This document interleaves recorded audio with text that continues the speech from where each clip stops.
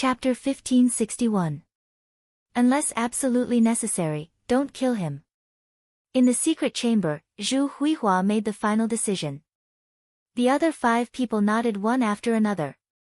After each of them described the situation on their side, Chen Tian finally said, "Your Majesty, there are 2 more things to report to you." "Speak." Seeing that Chen Tian was so formal, Zhu Huihua's attitude was also extremely serious. "Your Majesty, our people have noticed that the Shiping King's Mu family has been very active recently. I'm afraid that they will become one of the uncertain factors." Chen Tian reported the discovery of the Mu family as a big matter. The other party had been operating in Yunnan for many years. Their influence were spread far and wide. It was not something that could be wiped out in a few years. If they jumped out to cause trouble at the crucial time, it would cause problems. Zhu Huihua frowned first, then quickly relaxed and said, "It's fine. They will not cooperate with Yang Qindong. They would rather this person die here. We just need to keep an eye on them." This was not wrong at all. Yang Qindong was Zhu Huihua's enemy, so how could he not be the enemy of the Southern Ming Empire? The Mu family had been indebted to the Great Ming Empire for generations. If there was a chance to eliminate Yang Qindong, the biggest threat to the Great Ming Empire, they would not let it go easily. Therefore, most of the people from the Mu family came to kill Yang Qindong, and it was impossible for them to save people. Since Zhu Huihua said that he knew about this matter, Chen Tian did not say anything more. Both sides made the final arrangements regarding Yang Qindong's arrival. If they could not capture Yang Qindong alive, then they could only kill him.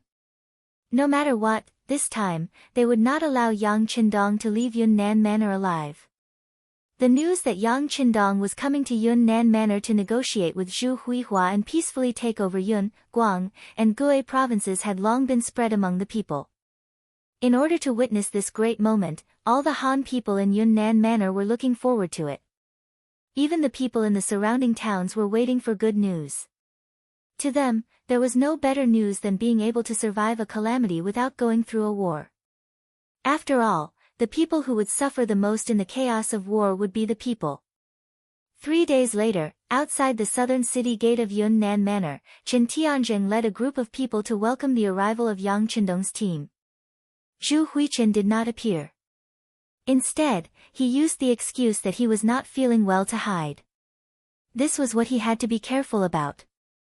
Mo Gui also reminded him that Yang Qindong was a very powerful person. He didn't act according to common sense.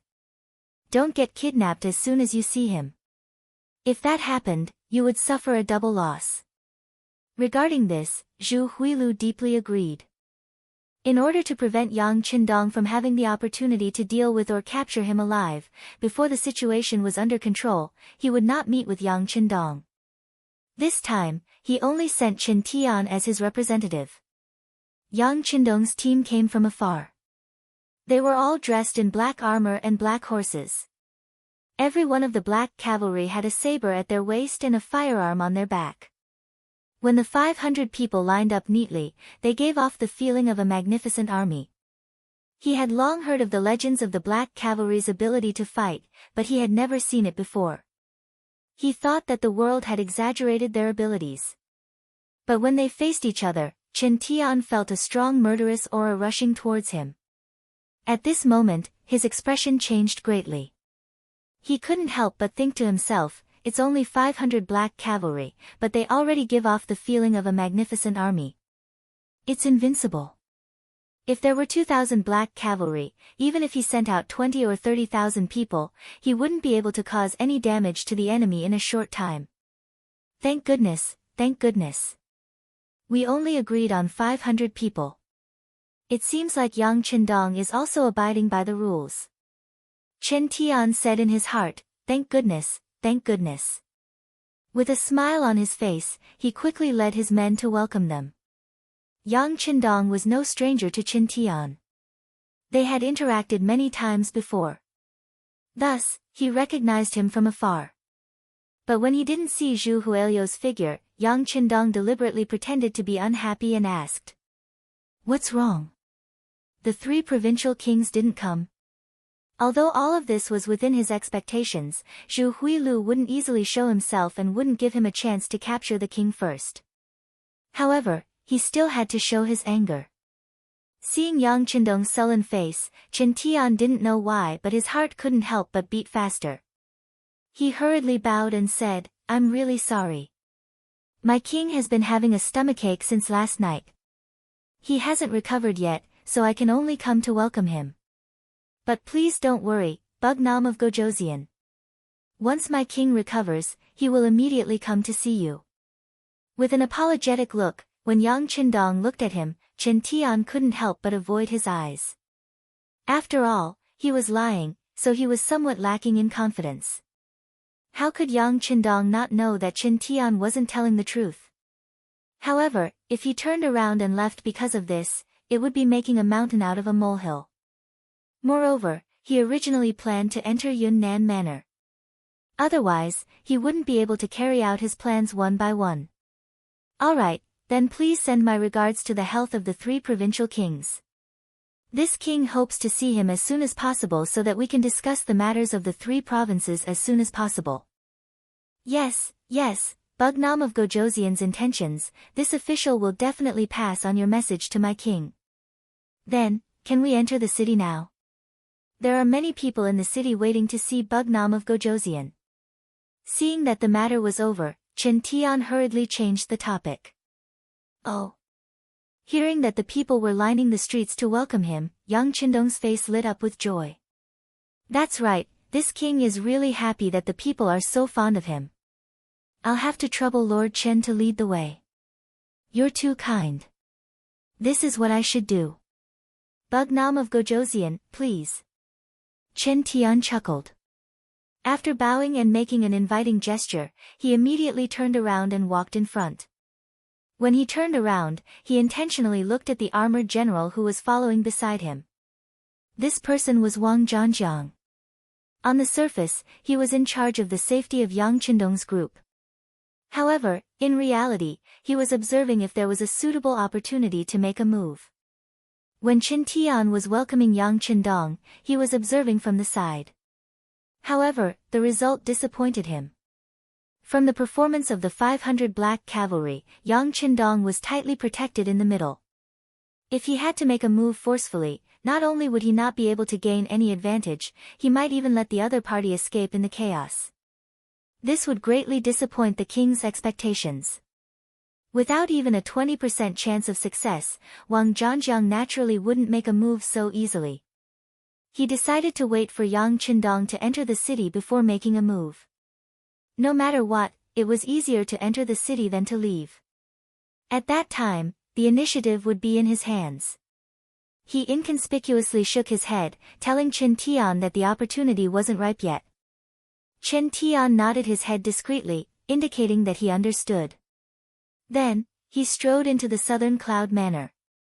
The 2 sides of the streets in the city were already filled with Han commoners who came to watch the show.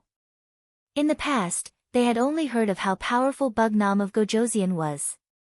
There were even rumors that he had 3 heads and 6 arms. However, no one had actually seen what he looked like. Now that there was a chance to see his true appearance, who would be willing to let go of such an opportunity? Regarding the commoners in the city who were surrounding the 2 sides of the street, Zhu Huiyun and his subordinates discussed and didn't disperse them. After all, the commoners were the most insignificant existence to them. They didn't care about the so-called true public opinion. If they wanted to watch, then they could come and watch. This way, Yang Qindong would lower his guard. After all, with so many commoners watching, the other party would definitely think that they were sincere in negotiating. This would be beneficial to them. However, Zhu Huiyun didn't even think about it. He didn't even dare to go out of the city to welcome them. This already proved that he lacked confidence. How could Yang Qindong easily believe him? However, he was happy to see the commoners of the 3 provinces because he had already prepared gifts for these commoners. Yang Qindong entered the city. In front of him was Chen Tian and his men. They were responsible for opening the way and ensuring the safety along the way. Every 2 steps, there was a soldier from the 3 provinces guarding the place. They looked as if they were facing a great enemy. However, they weren't targeting the 5-star army, but the people from Shiping King's Mu family. They were afraid that their appearance would disrupt their king's plan. Yang Qindong entering the city was equivalent to entering Zhu Huiyin's pot. How he wanted to see it all depended on his mood. However, if Yang Qindong died here at this time, it wouldn't meet the conditions for him to maximize his benefits. Therefore, they could only guard against the Mu family's army. It was reasonable for the soldiers on the street to be so nervous. Although Chen Tian was walking in front, his attention was always on the people behind him. When he saw Yang Qindong entering the city under the protection of 500 black cavalry, he breathed a long sigh of relief. He was worried that the other party would leave without even entering the city gate. In that case, all the plans would be child's play. But now, the other party had entered the city, and everything that followed was no longer up to the other party. The black cavalry entered the city. Yang Qindong, who was riding on the only white horse, the white dragon, was greeted by the curious gazes of the commoners. At that moment, he also put a smile on his face, showing a refreshing appearance. But his lips moved slightly. Beta Persei, you can move now. Come on, it's time to distribute the flyers. In the future, everyone will be a family. After joining the Yangxia, all Han people must first apply for an identity certificate. Then, with the identity certificate, each person can receive 20 mu of fertile land. Not only that, with the proof of Han nationality, whether it's farming, business, or other things, you can be exempted from 30% of the tax. If you are willing to go to other provinces under the Yangxia, you can get more fertile land, ranging from 50 mu to 100 mu. Chapter 1562. Come, everyone, take a look. With your identity as a Han citizen, you can buy rice, grain, and oil at a 20% discount in Yangxia's territory in the future. Shouts and cries rang out one after another. The black cavalry, who were already prepared, took out the printed flyers and handed them to the commoners on the streets. In an instant, many of the commoners had such leaflets in their hands. Although some of them were illiterate, they could understand the language. When they heard the descriptions from the Black Knight Dragon Guards, their eyes were already dazzled. They looked at the leaflet in their hands and carefully put it away. They decided to go back and find someone who could read to listen to what was written on it. The Black Cavalry Dragon Guard's actions were truly beyond Chen Tian and the others' expectations. Wang Zhangjiang's eyes widened as he leaned closer to Chen Tian and whispered, "Lord Chen, do you need us to go and stop these people?" How could Chen Tian not know that Yang Qindong was trying to win the hearts of the people? However, a little impatience would spoil a great plan. There were so many people on the streets. If they were to make a move, the consequences would be unpredictable. If Yang Qindong were to escape in the chaos, then the loss would outweigh the gain. Chen Tian, who did not dare to take the risk, could only grit his teeth and say, "Let them distribute. As long as something happens to Bugnam of Gojoseon, these flyers will naturally be useless. It's fine." Just like that, without anyone stopping them, the 500 black cavalry's bulging chests quickly deflated. The 100,000 flyers were all distributed. Yang Qindong smiled with satisfaction. He believed that after these policies were made known to the people, there would be a huge change in the hearts of the people in the 3 provinces. This would be very helpful in promoting the subsequent takeover of this place. It could be said that the first thing he did after entering the city was successfully completed. Finally, after passing through the long street, under the guidance of Chen Tian and the others, they finally arrived at a relatively independent courtyard with 4 entrances. Apart from a courtyard, there were no other buildings in the area. It was very quiet. Along the way, no one came out to cause trouble. The Mu family members who originally wanted to jump out also restrained their impulse to make a move. Perhaps they also knew that under the protection of a large number of soldiers from the 3 provinces, Yang Qindong also had the extremely elite 500 black cavalry by his side to protect him. In addition, there were so many people on this street. Forcefully making a move would not gain the slightest advantage. Bugnam of Gojosian, this is the resting place that my king has prepared for you. Since there are too many of you, the 3-section courtyard nearby will also be given to you. Are you satisfied with that? Chen Tian asked with a smile. From his expression, there was not a trace of hostility. Not bad, I'm satisfied. Yang Qindong smiled and nodded. Beta Persei, who was standing at the side, shouted, Dao Xiao, Ba Dao Jiang, lead the team in to investigate. Immediately, the 200 black cavalry dismounted and entered. After about a quarter of an hour, the two captains walked out and nodded at Beta Persei. Chen Tian was not surprised to see the black cavalry being so careful. He would not hide anyone in this courtyard. He did not think that such a lowly method would be able to take down Yang Qindong. Of course, it was not that he did not do anything. He also believed that Yang Qindong would be able to see through it, but there was nothing he could do. Bugnam of Gojosian, you must be tired after such a long journey. Why don't you take a rest first? After that, someone will send food and drinks. Everything will wait for my king to recover before starting the peace talks immediately. Is that okay? Seeing that the matter was settled, Chen Tian cupped his hands and prepared to leave. Thank you for your trouble, Master Chen. I won't see you out. Yang Qindong still had a smile on his face. I wouldn't dare. Goodbye. After Chen Tian said this, he turned to General Wang Zhanjiang and said, leave 1,000 soldiers outside the courtyard. They must ensure the safety of Bugnam of Gojosian. Without orders, no one is allowed to approach this place. Otherwise, they will be killed without mercy. Please rest assured, Master Chen. Wang Zhanjiang replied happily. When Yang Qindong heard this, the smile on his face grew wider. This was clearly an act for him. On the surface, it was to protect them, but in reality, it was just to monitor them. After saying this, Chen Tian turned to look at Yang Qindong and said with a smile, this humble official will take his leave. Well said, well said. By the way, I will have to trouble you to send Dong Chuanfu and the others out of the city. Since I am here, there is no need for him to stay here. Yang Qindong made a timely request. Compared to Yang Qindong's importance, Dong Chuanfu was not even worth a fart. Chen Tian did not want to go against Yang Qindong over such a small matter, so he immediately nodded and agreed. After Chen Tian left, Yang Qindong also entered the courtyard.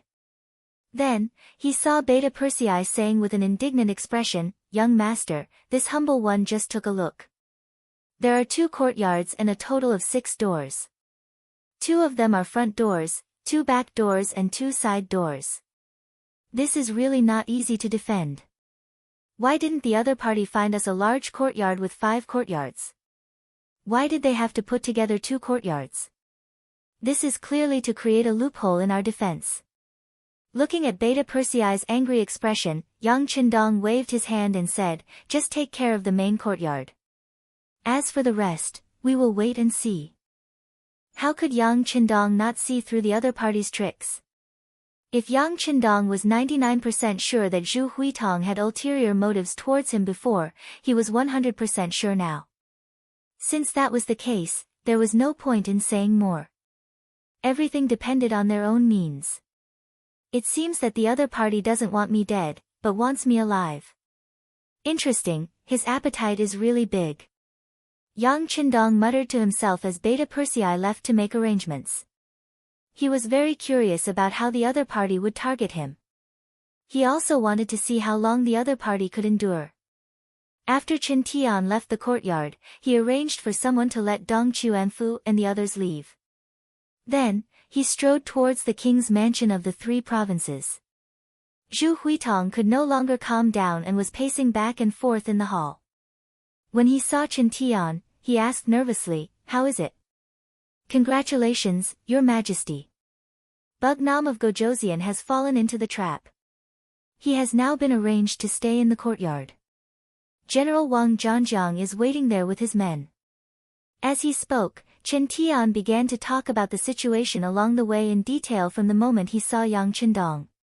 Zhu Huitong didn't care about the leaflets in the city promoting the Yang Xie policy at all. Yang Qindong couldn't even protect himself, so how could the policy be implemented? It was just a pie in the sky. There was nothing to be afraid of. What he cared about was that Yang Qindong had entered the city and lived in a courtyard with 6 doors. This would also determine whether the initiative was completely in his hands. Good, very good. After hearing that Yang Qindong had entered the courtyard, Zhu Huitong was so excited that his face flushed red. Then, he paced back and forth in the hall and said, "Qin Gonggang, if we take action tonight, what are the chances of success?" This? If we capture a dead Yang Qindong, there wouldn't be any problem. After all, there are only 500 of them. However, if we want to capture him alive, it will be difficult. Chen Tian didn't answer immediately. Instead, he thought for a while before saying this. No, this is such a good opportunity. Of course, we have to capture Yang Qindong alive. Zhu Huitong shook his head. With such a good opportunity, if they only let Yang Qindong die, they wouldn't be able to maximize the benefits. This was obviously not what he wanted. Qin Gonggang, do you think we can think of something with the food? For example, poison? We can't. If we can think of this method, the other party will definitely think of it as well. They must have prepared many methods to check the food we send. Once they find out, they will definitely fight to the death. Unless it's absolutely necessary, it's best not to do this. Chen Tian hurriedly shook his head. The Black Knight Dragon Guards were elites. How could something as simple as poisoning really make things difficult for the other party? Yes, yes. This king didn't think it through. Zhu Huitong knew that he was too agitated and didn't think carefully enough. Then, according to Qin Gonggang, what should we do? Chen Tian was already prepared for this. When faced with this question, he almost immediately answered. Your Majesty, Yang Qindong has just arrived, so he will definitely be on high alert. It's not appropriate to attack blindly. However, we can give it a try. For example. Chen Tian muttered into Zhu Huitong's ear. Zhu Huitong nodded continuously as he listened, his face glowing with excitement.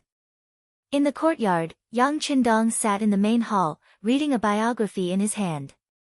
This was the only copy that one of his subordinates found. It recorded some of the experiences and descriptions of the mountains and rivers written by a person named Wang Pu after his travels. There were many records about the 3 provinces. In the future, this place would become one of his territories. Of course, Yang Qindong had to know more about it. When Beta Persei finished arranging everything and entered the main hall, he secretly admired Yang Qindong in his heart when he saw him sitting there quietly reading a book. At this time, his young master was still calm. It was no wonder that he could conquer such a huge country. Seeing that Yang Qindong was reading, Beta Persei turned to leave. However, Yang Qindong spoke at this time. Beta Persei, empty the row of rooms in the backyard. Someone will send something later. Just leave it there. Something? What is it? Beta Persei asked in confusion. He didn't receive any notice. This was Yunnan Manor, not Yang Xie's territory. How could someone send something here? Yang Qindong suddenly raised his head and looked at Beta Persei. That gaze made Beta Persei's heart tighten. He suddenly thought that it must be an extremely confidential matter. His question just now was obviously superfluous. He immediately said, "Yes, young master. I'll arrange for someone to empty that place." Chapter 1563. After he finished speaking, Beta Persei turned around and left after seeing that Yang Qindong had no intention of saying anything else. Leaving Yang Qindong alone in the main hall, he let out a sigh of relief. Of course, he would not let anyone else know about the secret of Datsang, not even Beta Persei. Yang Qindong was very clear about the principle that if the emperor did not keep the secret, he would lose his minister, and if the minister did not keep the secret, he would lose his chastity. Ever since the king of Bangla was assassinated, he always had a feeling that an invisible net was covering his head, and he always felt that someone was watching him in the dark. Although he had wanted to trace the origin of this feeling, unfortunately, there was nothing, because this was just a feeling he had. However, Yang Qindong believed this feeling without any evidence. And before he found the traitor, he would not easily trust anyone. Of course, he believed in people like Beta Persei who followed him all the time, but he could not guarantee that the people around Beta Persei were reliable. In order to reduce the complications, it was better not to tell anyone. As for the row of houses in the backyard, Yang Qindong naturally wanted to put weapons there. This time, although the 500 black cavalry also brought firearms with them, they were very limited. This was especially true for ammunition, which was extremely lacking. And if they had enough ammunition, the 500 black cavalry would be enough to guard the small courtyard and prevent any enemy from advancing. It was dark. The 3 provincial armies sent food for the 500 black cavalry. Beta Persei brought Dao Xiao and Ba Dao Jiang to check carefully and did not find any problems. But for the sake of safety, they only sent a squad of 10 black cavalry to try first. After seeing that there were no adverse reactions after an hour of eating, everyone began to eat. Yang Qindong agreed with everyone's caution. Although he did not think that the 3 provincial armies would do anything because it would only prove the other party's stupidity, it was better to be safe than sorry. After the meal, the small courtyard became quiet. A total of 500 black cavalry, a total of 200 people were arranged to be on night watch. They were hidden in every corner of the 2 courtyards, showing the caution of the black cavalry. The black cavalry was not only strong in individual combat, but also had a good sense of obedience and loyalty. What was more, they were cautious. When they should be bold, they would charge forward; when they should be careful, they would be extremely cautious like an embroidered woman. It was late at night. The figure of the night watchman walked past the street outside the door and sounded the 3rd night watch. Not long after the night watchman walked past the street, hundreds of black shadows suddenly appeared from everywhere and began to gather outside the street. These black-clothed people were extremely familiar with the terrain of this street. They avoided the sentries of the 3 provincial armies one after another and arrived outside the small courtyard. Then, they gathered into a flood. From afar, there were about 150 people.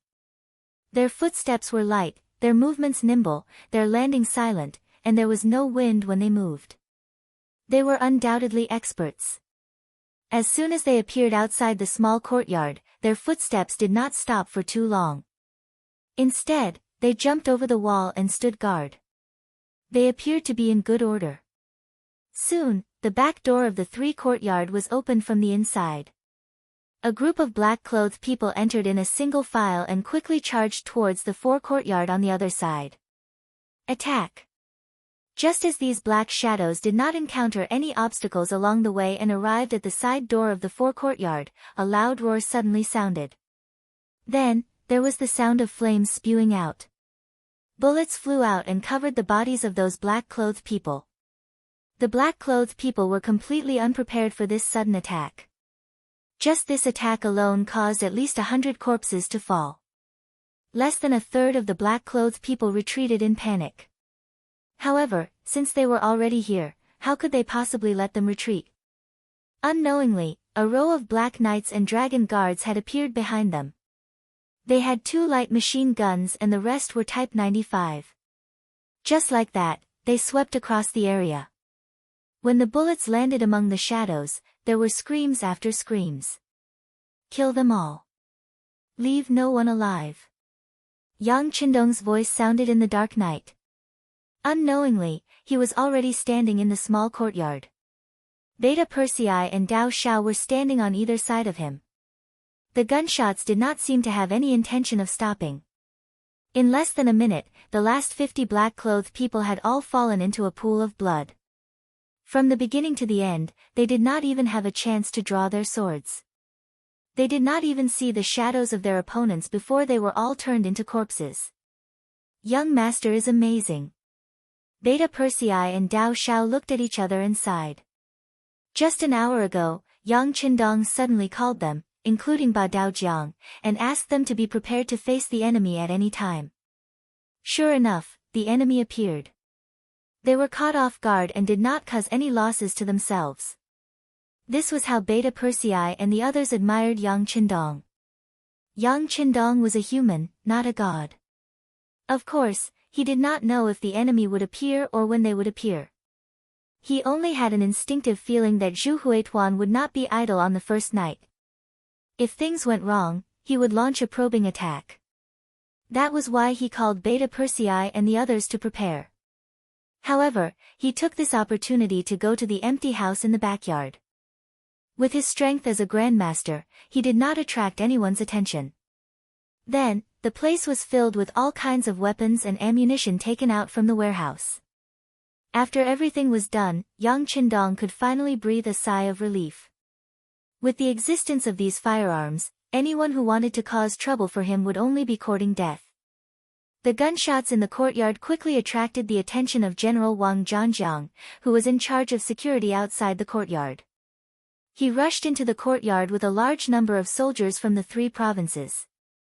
At this time, the torches had been lit and shone on the corpses. What's going on? What's going on? Wang Zhanjiang, who rushed into the courtyard, instinctively pulled out his sword. This action immediately attracted the aim of no less than 5 black muzzles. This really scared him. He felt as if his whole body could not move at this moment. Put down your guns, Beta Persei strode over and said loudly to the black cavalry. Then he looked at Wang Zhanjiang and said righteously, General Wang, these people are all assassins. They wanted to harm Bugnam of Gojoseon, but we found them and killed them all. But I don't know how so many people appeared here. What are your people doing outside? This. Wang Zhanjiang did not know how to answer.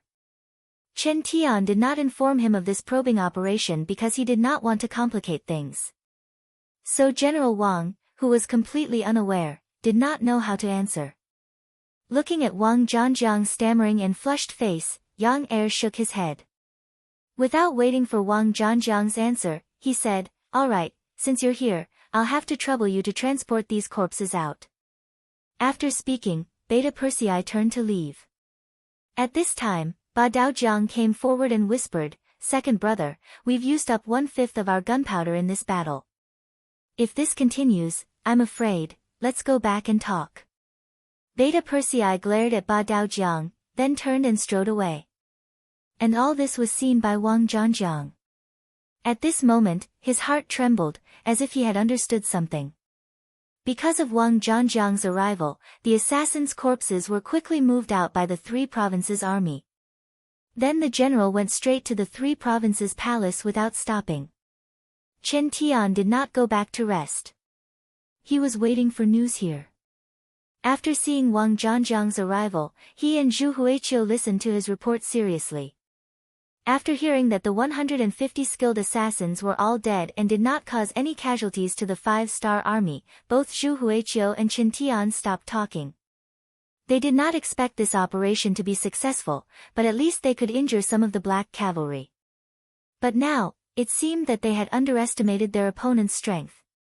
My king, Lord Chen, this general also heard some news. Wang Zhanjiang thought for a while and decided to tell them what he heard. Oh. What news? Zhu Huiqiu asked. Wang Zhanjiang wiped the cold sweat off his forehead. He was obviously shocked by the black cavalry's killing methods. He quickly calmed himself down and said, this general heard that the black cavalry used up 1/5 of their gunpowder. What? Hearing this, Chen Tian exclaimed. He took a step forward and asked Wang Zhanjiang with his face almost touching, General Wang, what did you just say? Please repeat it. Wang Zhanjiang was shocked by Chen Tian's action, but he still repeated what he said just now. Ha ha. After confirming that he heard it clearly this time, Chen Tian laughed and turned to Zhu Huiqiu. He clasped his hands and said, congratulations, my king. This time, we are 100% sure that we can take down Yang Qindong. Even if he is not alive, he is definitely dead. Ha ha ha, not bad, not bad. Zhu Huiqiu seemed to have thought of something and nodded excitedly. The black cavalry was powerful, but they only relied on their powerful firearms. Without the support of gunpowder, what was the difference between these firearms and firewood? Understood, continue to probe. At the crucial moment, we can put on a show. As for Yang Qindong, we can just push all the blame to the Shiping Palace. Through this test, Zhu Huichun had more confidence in his heart, and he immediately spoke of the next step of the plan. This also caused Qin Tian, who was standing at the side, to nod his head repeatedly. Then, he said, "Your Majesty is wise." That was an earth-shattering flattery. It was as if at this moment, they could already see Yang Qindong being heavily surrounded and at the end of his rope. Chapter 1564. In the courtyard. Beta Persei reported to Yang Qindong, especially what Ba Daojiang said just now.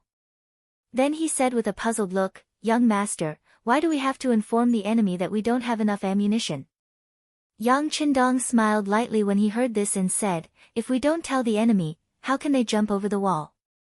Young master has too many things to do, so I won't waste too much time here. The sooner they make a move, the better." Beta Persei showed an expression of understanding after hearing this, but then he said with a sad face, "But young master, we really don't have much ammunition. Everyone is riding on warhorses, and their equipment is already very heavy. We really can't bring too much gunpowder." "It's okay, the gunpowder has been sent over. It's in the row of houses in the backyard. It's enough for you to kill tens of thousands of people, ha ha ha." Yang Qindong was in a very good mood at this moment. He had done what he needed to do now. He was just waiting for the other party to lose their patience and finally come knocking on his door. Then he could take advantage of the situation and launch the final counterattack. He believed that this would not take too long. Beta Persei had already disappeared by this time. Needless to say, he went to the backyard to check on the firearms and ammunition. When he saw the house that was thousands of square meters full of all kinds of weapons and ammunition, his mouth opened so wide that he could easily stuff an egg into it. After a while, Beta Persei couldn't help but say to himself, "Who sent this? How did it get here? Why didn't the black cavalry notice it at all? Fortunately, it's an ally. If it was an enemy, wouldn't it be too scary?" Beta Persei, who had enough ammunition, was naturally not afraid. Thinking back to the time when the 2,000 black cavalry had enough ammunition, even the 100,000 Baiming Liaodong iron cavalry could be dealt with. Although they only had 500 people now, it would not be a problem for them to eliminate tens of thousands of soldiers from the 3 provinces. How would Zhu Huili know about this? After a discussion with Qin Tian and Wang Zhanjiang, he only needed to wait for the next night to arrive. He would then make his move and exhaust the enemy's ammunition until an opportunity presented itself. He would then go straight for the middle of the army and capture Yang Qindong alive. Just as Yang Qindong thought, Zhu Huichun would not wait for too long. He wanted to catch Yang Qindong too much. He wanted to prove himself too much. He wanted to become a true king or even an emperor. The night passed, and the next morning, the black cavalry began to change shifts. Those on duty went to sleep, while the black cavalry who had enough sleep got up and took over the defense work. However, before his opponent arrived, Dong Chuanfu was the first to come. He stood respectfully outside the small courtyard, and after announcing his name, he stood there obediently and waited to be received. It wouldn't be an exaggeration to say that every day felt like a year. Every day, he and the other members of the diplomatic mission passed in fear. No one knew when the 3 provincial kings would be in a bad mood and suddenly surround them and kill them. Fortunately, no killing intent appeared, and they finally persevered until Yang Qindong arrived. Dong Chuanfu could be considered to have completed his mission, and before he left, he had to come and see the king. This was his duty as a subject. Yang Qindong slept well in the second half of the night, but Beta Persei was a little excited and had a pair of panda eyes. Ba Daojiang walked into the courtyard and reported that Dong Chuanfu had asked for an audience outside the door. After hearing this, Yang Qindong nodded and said, "Then let him in." After a while, Dong Chuanfu, who was dressed in a Chinese tunic suit, came in front of Yang Qindong. He then knelt down and greeted him, respectfully calling him Your Majesty and greeting him well. Get up. Letting Dong Chuanfu kneel on the ground, Yang Qindong didn't stop him. He knew that these people who used to be officials in the Great Ming dynasty attached great importance to etiquette. If he dared not to let him kneel, he would inevitably be nagged and his ears would suffer. How is it? Have you gained anything during this time? With a slight smile on his face, Yang Qindong said with a pleasant expression. Although these people have made inappropriate remarks, Yang Wu reported in the telegram that these people are still very honest and competent for the work in hand. It's just that their thinking is somewhat traditional. If it wasn't for the fact that he was upright, how could he have become a vice minister? How could Yang Qindong tolerate them until now? Of course, Dong Chuanfu was found by Yu Qian. Needless to say, people who can be recognized by this person are not worried about their standing. When asked what he had learned, Dong Chuanfu, who had just stood up, sighed and said, Your Majesty, this king of the 3 provinces is really too hateful. Ever since we came here, we have never seen him. Not only does he put on a high and mighty appearance, but he also frequently makes the soldiers guarding us make frightening movements. He is really hateful. It's also thanks to Your Majesty's wisdom that we can suppress him and make him obediently surrender to us. Even at this time, Dong Chuanfu was still kind enough to think that Yang Qindong's arrival was really to accept Zhu Huihua's surrender. Regarding this, Yang Qindong didn't mean to explain. He didn't want to show off his greatness in front of his officials, as if his appearance saved these people. Although this was the truth, but even without these people, in the face of righteousness, Yang Qindong was skilled and bold, and would still make this trip. He also didn't want to say that the reason why Zhu Huihua let Dong Chuanfu and the others go was because they were useless. And letting them go could also show his benevolence and make him famous. Well, this time when you go back, work hard. You also need to know that in this world, the so-called justice is just in the end, whose fist is bigger. Otherwise, the weak will not have any right to speak and receive any respect. If you have time, you can tell your colleagues about your experience. Perhaps a country can be ruled by law, by etiquette, and by virtue. But a country must be founded with one's fist. This is a principle that hasn't been repeated for thousands of years. Sometimes, killing people is also to save more people, understand? It was rare for Yang Qindong to say so much at once. Dong Chuanfu remembered it all in his heart and quickly bowed his head and said, I will remember Your Majesty's teachings. Good, go back. Leave in the morning, there's no need to stay. After Yang Qindong gave Dong Chuanfu one last warning, he waved his hand, and Ba Daojiang walked up and led him away. Yang Qindong slowly closed his eyes and thought about the current situation. There were only 3 reasons why Zhu Huihua didn't kill Dong Chuanfu and the others. First, it was disdain. After all, with a big fish like him around, everyone else could be ignored. Second, it was to confuse him and make him feel that the other party was really unwell, which was why they didn't come to negotiate. Then, if he was careless, it would be time for the other party to bare his fangs. Third, it was to make a name for himself. However, that was because he could kill him. If he couldn't do that, then the third reason was useless. Fine, Zhu Huihua, continue acting.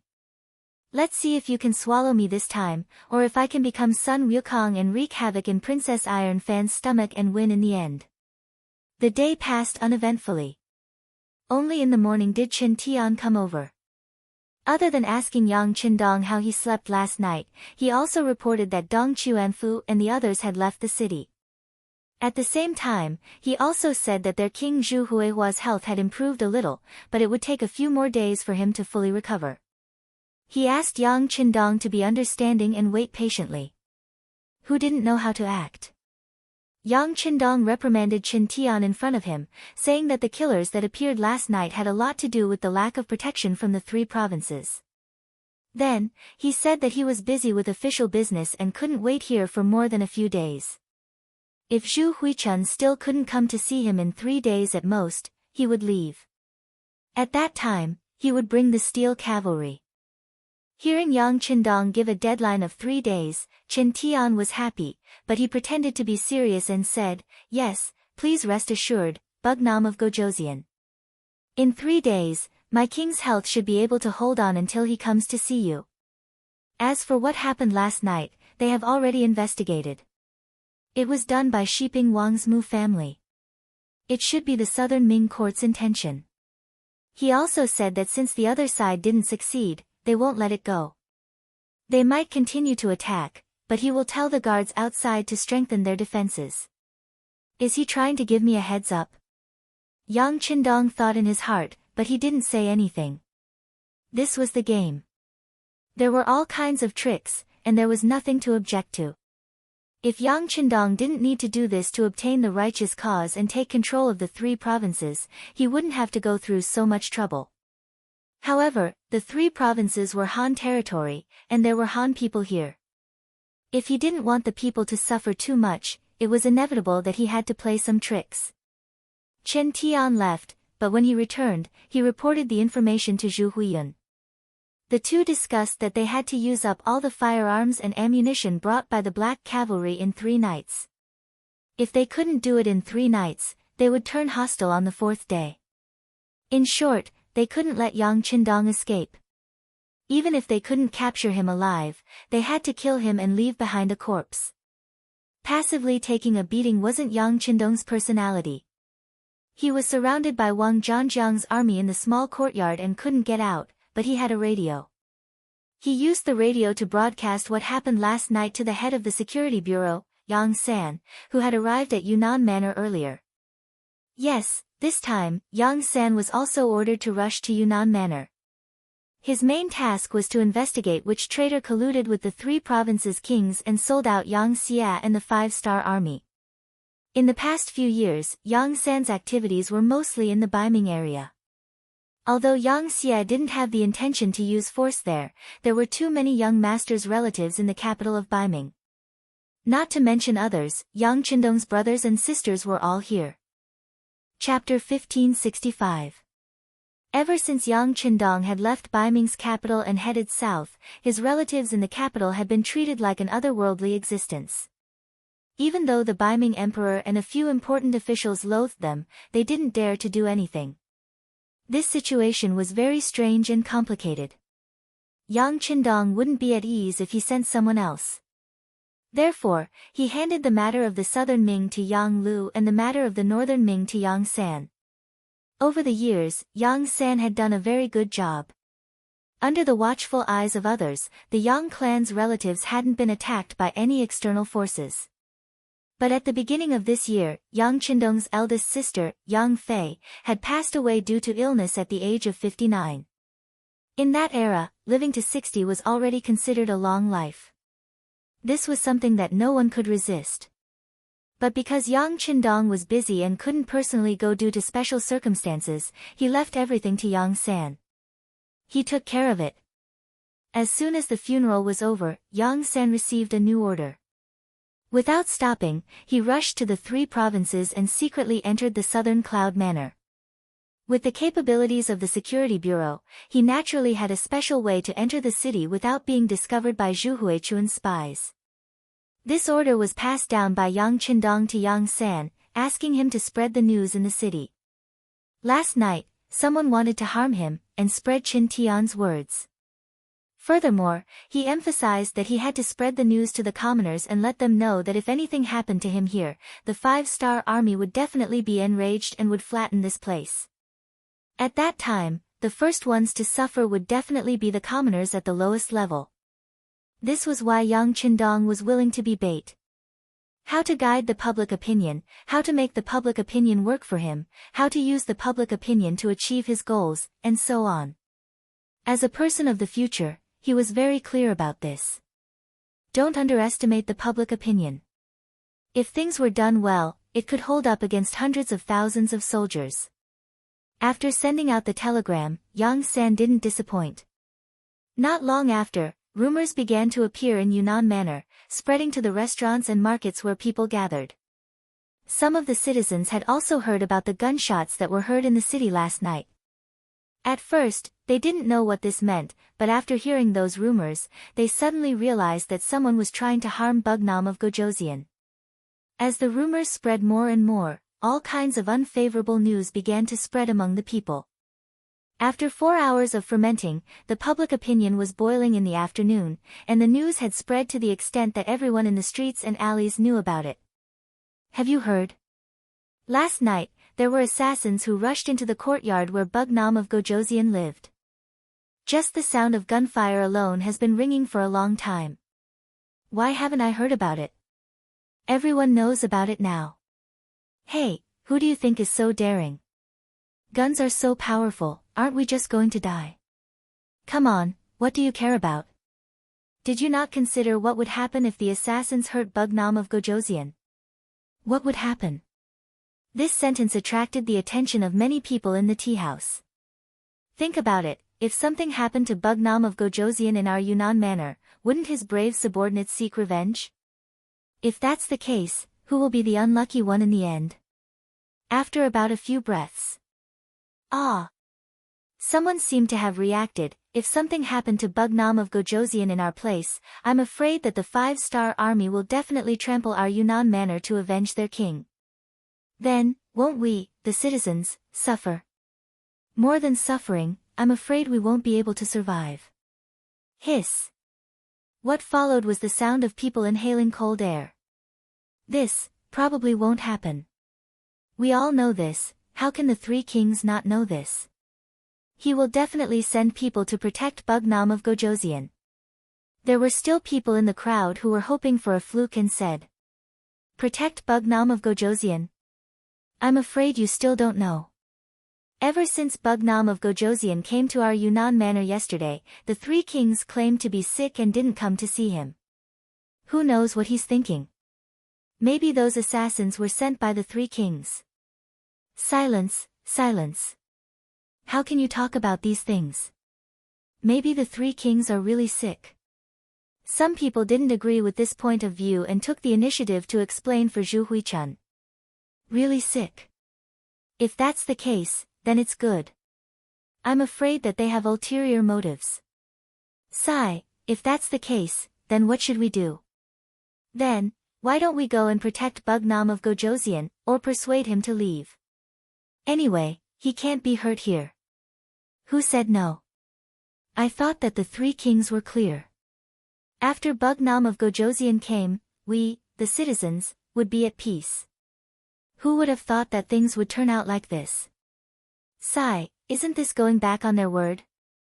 Under the guidance of a few Yang Xie's intelligence personnel, the public opinion began to develop in a direction that was favorable to Yang Qindong and unfavorable to Zhu Huichun.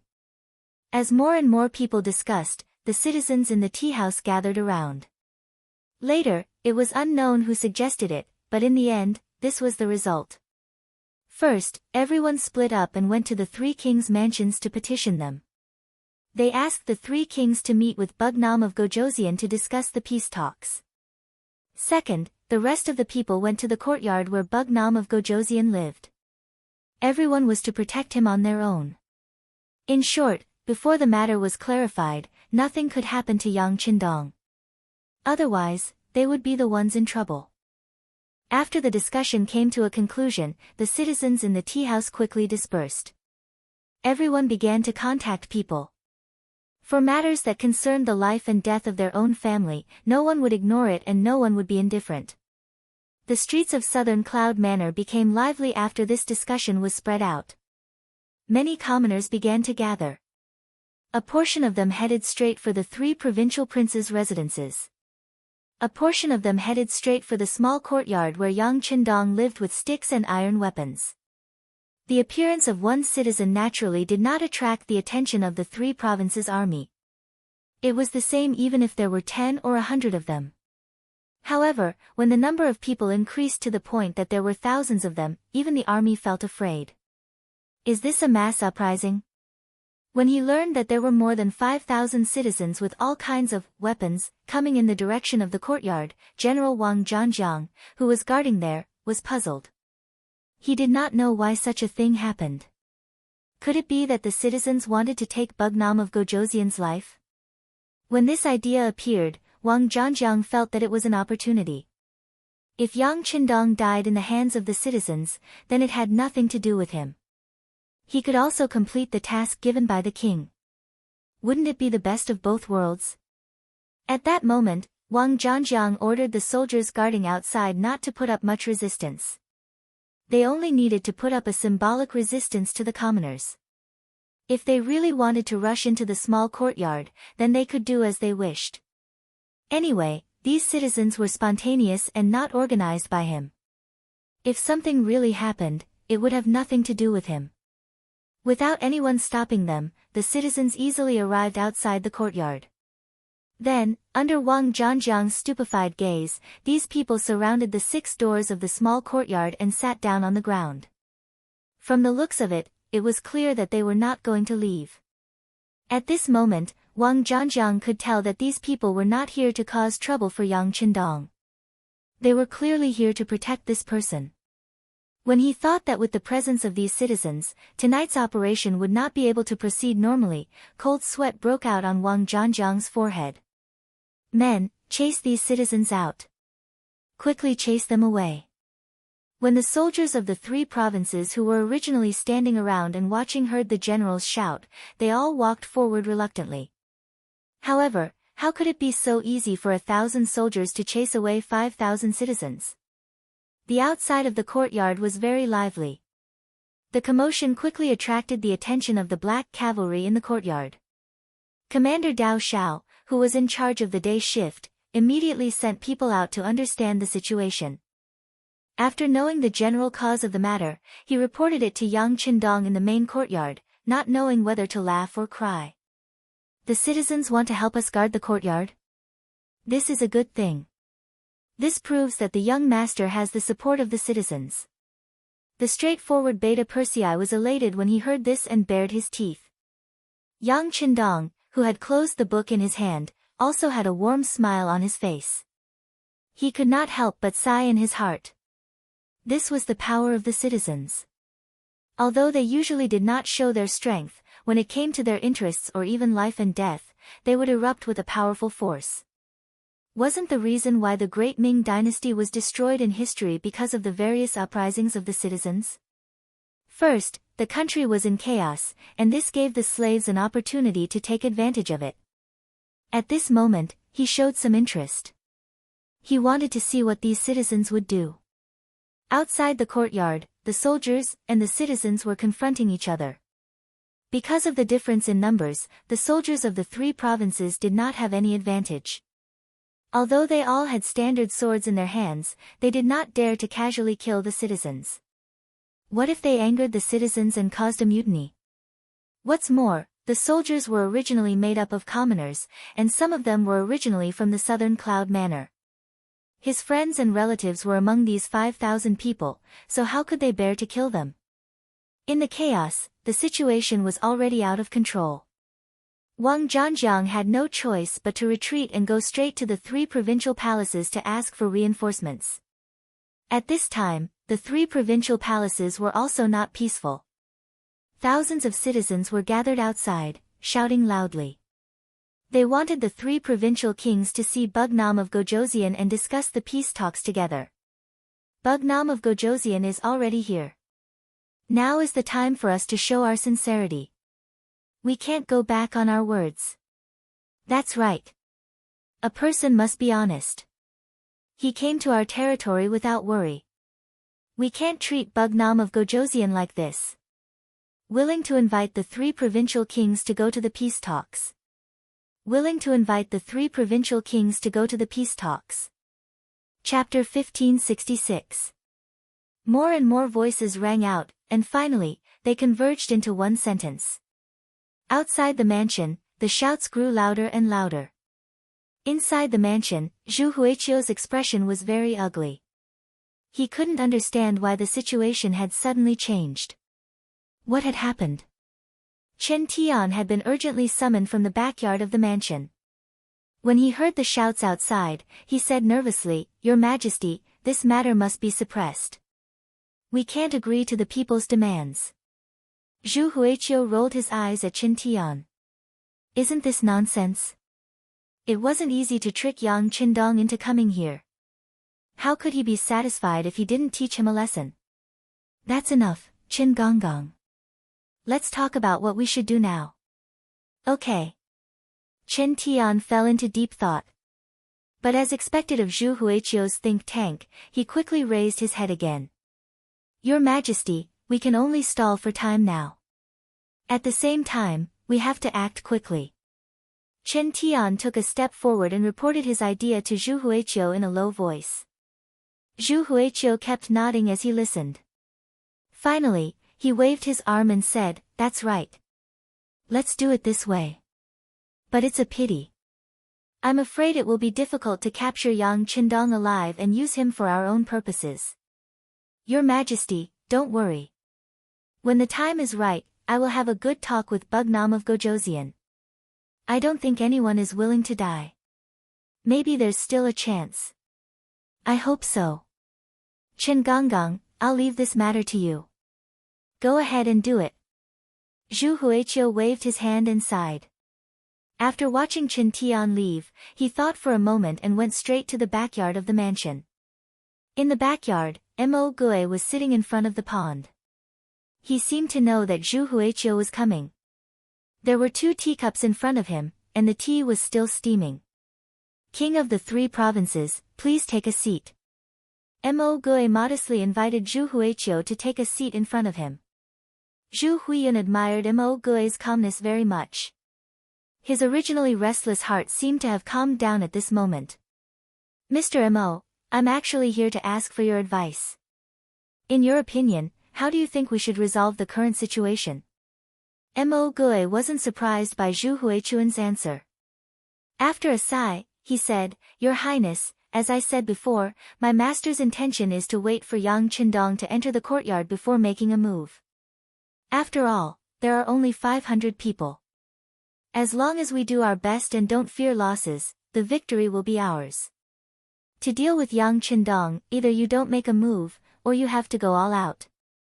You can't have the slightest bit of wishful thinking, and you can't even try to probe him." Seeing that Mo Huiguan was about to go on, Zhu Huiqun quickly interrupted him.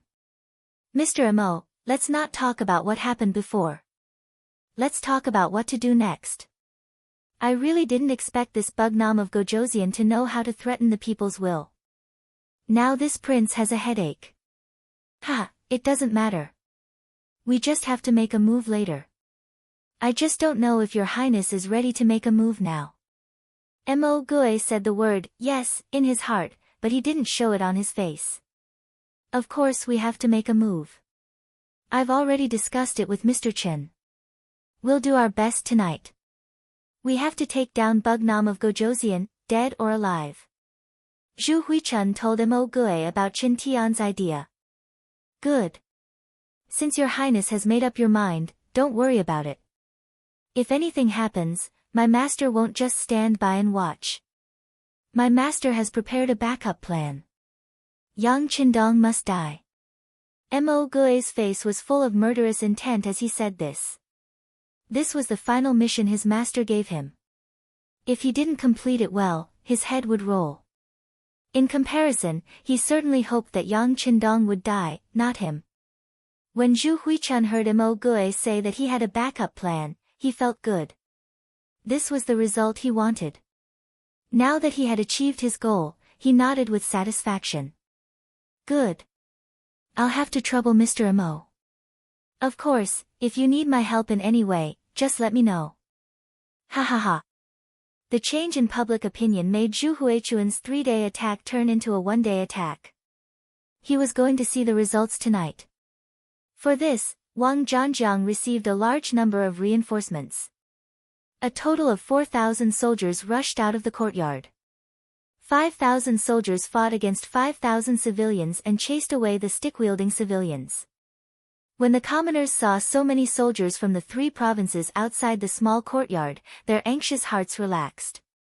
With so many soldiers protecting Bugnam of Gojoseon, their safety shouldn't be a problem. They scattered in all directions. However, when Yang Qindong, who was in the courtyard, learned about the situation outside, his expression became much more dignified. he had a feeling that it was time for the dagger to be revealed. Beta Persei, take out all the weapons and ammunition of the Black Cavalry and equip them. Young master, are they going to make a move? Beta Persei asked cautiously. Maybe, maybe not. But it's not wrong to be prepared. Go do it. Yang Qindong waved his hand, then returned to his desk and began to draft a telegram. Once Zhu Huichun turned hostile, he would have to send the main force of the 5-star army to the 3 provinces. At that time, he would have the right to do so. This time, the other party didn't want to give him face. Presumably, once the news spread, the civilians would understand his decision to send troops, and there would be less resistance. It had to be said that for the safety of the 3 provinces, Yang Qindong did a lot and was willing to take this risk. This was completely in line with his goal of bringing the Han people to the top of the world. 5,000 against 500, this was the first dish that Zhu Huichun prepared for Yang Qindong. If things didn't go well, he would continue to deploy troops. Speaking of which, in Yunnan Prefecture, he had 50,000 troops stationed there. He didn't believe that he couldn't kill Yang Qindong with 100 times the force. In a courtyard 2 alleys away from Yang Qindong's courtyard, 200 strong warriors were sharpening their swords. If Zhu Huichun could see them, he would recognize that the leader was Muang from the Mu family of the Shiping King. Muang, the nephew of the current Shiping King, Mu Bin, was the bravest person in the younger generation of the Mu family. Even Mu Bin's eldest son, Mu Tsong, couldn't compare to him. It was because of his bravery that he was given the task of assassinating Yang Qindong. Yang Qindong's existence was a great threat to the Great Ming dynasty's political power. It could be said that as long as this person didn't die, it was only a matter of time before he replaced the Great Ming dynasty's political power. Because of this, after hearing that Yang Qindong had entered Yunnan Prefecture with only 500 black cavalry, Muang was immediately sent out. The purpose was to complete the task of assassinating Bugnam of Gojoseon. This was a risky move, but when Mu Bin, the king of Shiping, found Muang, he brought his 200 men of sacrifice to Yunnan Prefecture without saying a word and successfully went into hiding. As a member of the Mu family, they were very familiar with Yunnan Prefecture. These 200 men of sacrifice were deeply indebted to the Mu family, so they came with the intention of returning the favor. To put it bluntly, they didn't plan to return alive.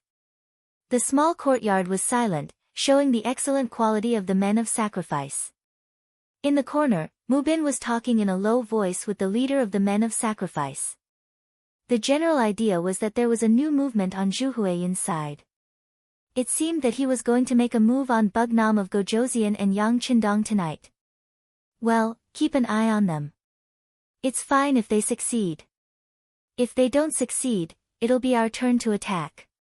In short, Yang Qindong must die. Mu Ang's face was unusually firm, holding the idea of success or death. The Mu family was indebted to the Zhu family and guarded Nanjiang for the Great Ming dynasty. Everything changed because of the appearance of Yang Qindong. Now, not only did they lose their foundation in Yunnan, but they were also hiding in a small place like Kelisai, not daring to show their faces. Gradually, the name of the Mu family was forgotten by the world. This was something that Muang didn't want to face. Just when the Mu family was feeling helpless, they learned that Yang Qindong had entered Yunnan Prefecture to negotiate with Zhu Huiyun, the king of 3 provinces. They were like people who were groping in the dark suddenly seeing the sun, suddenly giving birth to new hope.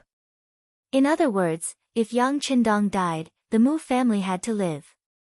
Otherwise, they would die without a doubt. Once the king of 3 provinces was defeated by Yang Qindong, the Mu family would have no soil to live on.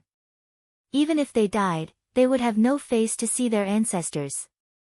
For the sake of the entire Mu family, it was just sacrificing these 200 men of sacrifice and Muang. What was the big deal? Muang made up his mind at this moment. However, what he didn't know was that in a small courtyard in the southern Cloud Manor, there was a group of men in black who were also preparing to fight to the death. They were relatively short, but their murderous aura didn't diminish. They were faintly discernible in the darkness. Yang Qindong didn't know that there was more than one enemy, but he was definitely not afraid. In his goal of achieving the great Han people's revival, he was destined to walk on an unusual path, and was destined to be full of danger. Beta Persei had already taken out firearms and ammunition with Dao Xiao and Ba Daojiang and equipped themselves. Not only that, they also took out all the things that could be used and built several blockades.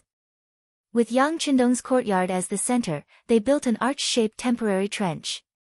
Although they couldn't exert their full combat power due to the limitations of the environment and tools, as long as the other party didn't have artillery, it would be difficult to break through their defense line.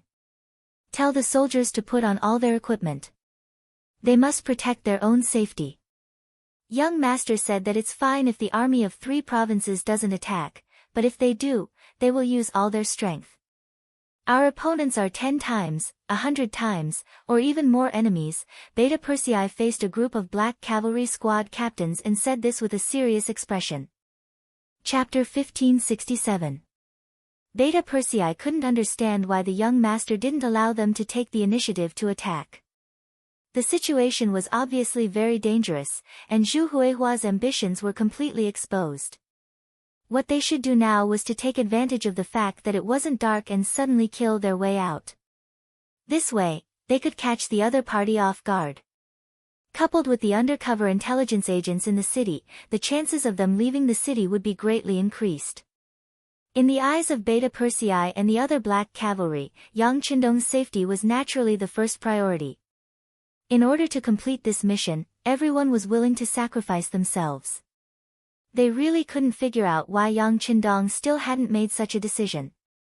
But they didn't know that Yang Qindong had his own reasons for doing so. He wanted to take this opportunity to find out who the traitor was. Ever since he found out about the traitor, Yang Qindong felt like he was sitting on a needle. The feeling that someone could harm him anytime and anywhere made him feel very uncomfortable. In order to solve this problem, Yang Qindong risked his life to come to Yunnan Manor. He didn't believe that the traitor would still hide and not make a move under such an opportunity. As long as the traitor made a move, Yang San might discover something. Once he discovered the traitor, it would be the time for the real acquisition. Only then would the risk be worth it. Taking advantage of this opportunity to let the traitor jump out and then catch them all in one fell swoop was another main purpose of Yang Qindong's trip. As for whether the black cavalry would be in danger by doing this, with the firearms and ammunition he took out from the warehouse, it shouldn't be too big of a problem even if there was a problem. In order to completely eliminate the hidden danger, this risk was worth taking. Once Zhu Huichuo brazenly started to make a move, the nearby 5-star army would gather together. At that time, the 500 black cavalry dragon guards would only need to hold on for 3 days, and the main army would arrive. The danger would also be resolved. These 3 days were the opportunity for the traitor to make a move. He also believed that it would be difficult for the traitor to hold back. After all, it was such a good opportunity. If he didn't make a move, it would be hard to say whether there would be such a chance next time. Sitting in the main hall of the main room, Yang Qindong had already asked Wang Shan to send a telegram to Yang San, asking him to keep a close eye on every move of the 3 provinces, regardless of who they contacted. Or if someone contacted them on their own initiative, they had to follow this clue and investigate it thoroughly. In short, they had to take this opportunity to find the traitor. The black cavalry began to make various preparations, and the sky gradually darkened. Finally, the sky turned completely dark, and the sound of the night watch rang out. About 10 miles into the night, there was finally some movement outside the courtyard. The sound of a large number of footsteps could be heard. Everyone, get ready. Let's give them a taste of grenades first. The person in charge of the first line of defense was Ba Daojiang, the vice-captain of the Black Cavalry's 1st Battalion. Beta Persei had already informed him that 5 of the 6 gates in the 2 courtyards had been firmly nailed from the inside. In order to prevent the enemy from climbing over the walls, they had buried landmines on the ground of the walls to ensure that no matter how many enemies came, they would all die. This was the only gate in the 6 gates that could be entered at any time. Ba Daojiang was guarding this gate. There were already several light and heavy machine guns set up here, forming a powerful firepower net to ensure that no one could pass through the net and rush in. A full 4 days of dry food and water had also been prepared. As soon as the battle started, the telegraph office would send out a request for help. Then, 3 days later, the main force of the 5-star army would arrive outside Yunnan Mansion. At that time, the situation would be settled. Within these 3 days, Yang Qindong's safety would be completely handed over to the 500 Black Cavalry. Everyone was both excited and worried about this sacred mission. They were excited that such a great mission was handed over to them. After completing the mission, this would be the most exciting experience of their lives. They were worried that if the enemy rushed in and hurt the 6th young master, even if it was just a hair, they would not be able to atone for it even if they died 100 times. We must not let the 6th young master suffer even the slightest bit of harm. This was the common thought of the 500 Black Cavalry. In order to achieve this goal, everyone took out 100% of their spirit, loaded their guns, and aimed at the enemy. The sound of footsteps was getting closer and closer. It seemed that the 3 provincial armies were gathering outside. This created a dark cloud over the people's heads. If it was an ordinary army, they would have been so nervous that they would be sweating profusely. They might even be trembling all over and unable to hold their weapons tightly. After all, they only had 500 people. The 3 provincial armies alone had more than 50,000 soldiers in Yunnan Mansion. This ratio of 1 to 100 sounded really scary. Even if they were holding firearms that were more advanced than this era, the enemy's advantage in numbers was still like a dark cloud. It was so oppressive that it made it hard for them to breathe. However, with 500 Black Cavalry, they were much calmer. As veterans of hundreds of battles, as the Black Cavalry who had participated in 2,000 against 100,000 and defeated the enemy without suffering any injuries, they were only excited. In their eyes, the so-called 50,000 enemies were all military exploits. Time passed by minute by minute. The footsteps outside were getting louder and louder. As the Black Cavalry who had rich combat experience, they could tell from the sound of the footsteps that there were at least 3,000 enemies, maybe even more. There were only about 100 soldiers who were guarding this door with Ba Daojiang. However, they were not afraid at all. This was because among the 100 soldiers, there were more than 10 light and heavy machine guns. This gave them a strong sense of confidence. Clang, clang, clang, the sound of the door being knocked was finally heard. The wooden door that was only rigged with a few wooden wedges soon vibrated. At the same time, the soldiers of the 3 provincial armies shouted, "Brothers inside the door, open the door quickly. There are assassins here. We need to go in and search for the assassins." Ba Daojiang scoffed at this lame excuse. He held the grenade in his hand, ready to pull the pin at any time, waiting to throw it out. After a few shouts, the soldiers of the 3 provincial armies finally pushed the wooden door open. They did not expect the Black Cavalry to answer them or open the door. The shouts just now were just an excuse for them to show up. The moment the wooden door was pushed open, a black mass of figures appeared. Countless soldiers of the 3 provincial armies rushed in like a sluice gate. "Throw it." Ba Daojiang did not hesitate. After shouting, he threw the grenade in his hand forward. Along with it, hundreds of other grenades were thrown forward. Boom boom boom. Boom boom boom, the sound of explosions rose one after another in the dark night. Under the loud explosions, there was a series of screams and screams. Type 95 open fire. As soon as the grenades exploded, Ba Daojiang gave the order. Then, a series of shots were fired in the direction of the door. Some of the soldiers of the 3 provincial armies who were rushing forward or trying to climb over the wall cried out in pain. This was just the first round of attacks, and there were probably hundreds of casualties or serious injuries. Outside the other 5 doors, there was also a series of explosions. Needless to say, someone must have stepped on a landmine and caused an explosion. This was a sign that the enemy had launched an all-out attack. After a series of gunshots, the area in front of the wooden door became much quieter. The soldiers of the 3 provincial armies quickly retreated after leaving a trail of corpses on the ground. It was obvious that they were just testing the waters. The black cavalry was the best of the best. The soldiers of the three provincial armies did not expect to be able to break into the courtyard in a single charge. Quick, this door is open. Everyone, gather here. A thunderous voice came from outside the courtyard. Clearly, after the other courtyards were unable to be opened, this courtyard that was the only one that was opened attracted the attention of even more people. General Wang Zhangjiang, who was in charge of the attack outside the door, began to deploy his troops and rearrange the attack plan. The sturdiness of this courtyard was not bad. Even in the face of a few explosions, it did not collapse. It had to be said that the seriousness of the people in ancient times was much better than the shoddy construction of modern times. Originally, they were worried that the wall would collapse because of the explosion.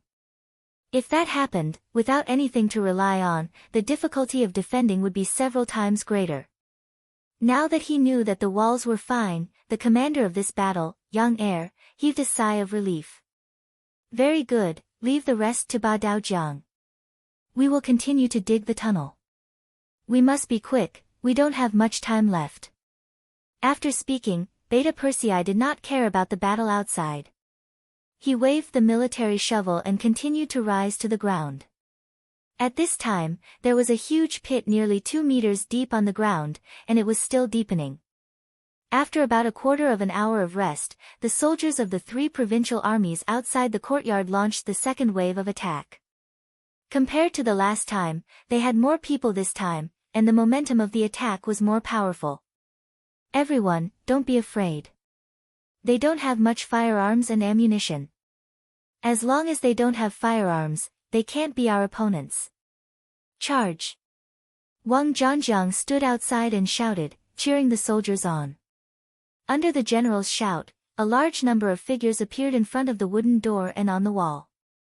They were all fierce, cheering themselves on as they rushed forward to face the flying bullets. Pa-pa-pa! Pa-pa-pa! Gunshots rang out again, and one by one, the black figures fell on the wooden door or on the courtyard wall.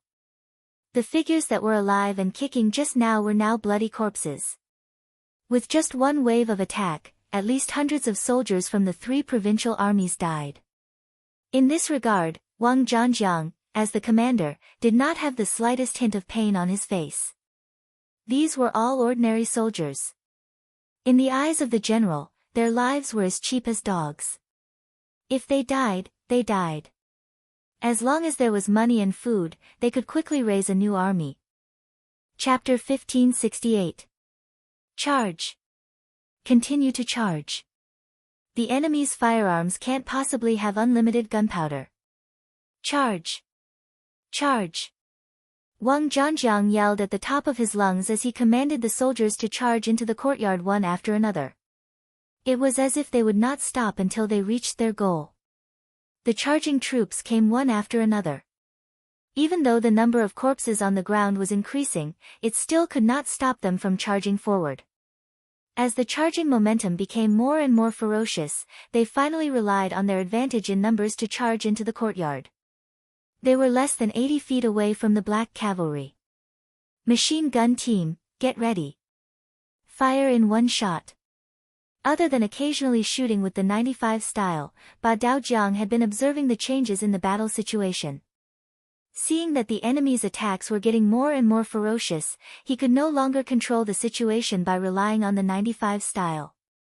Hence, he gave the order to the machine gun team. The so-called fire in one shot referred to the fact that they could only fire a clip of bullets. This way, they could stabilize the situation and not waste bullets.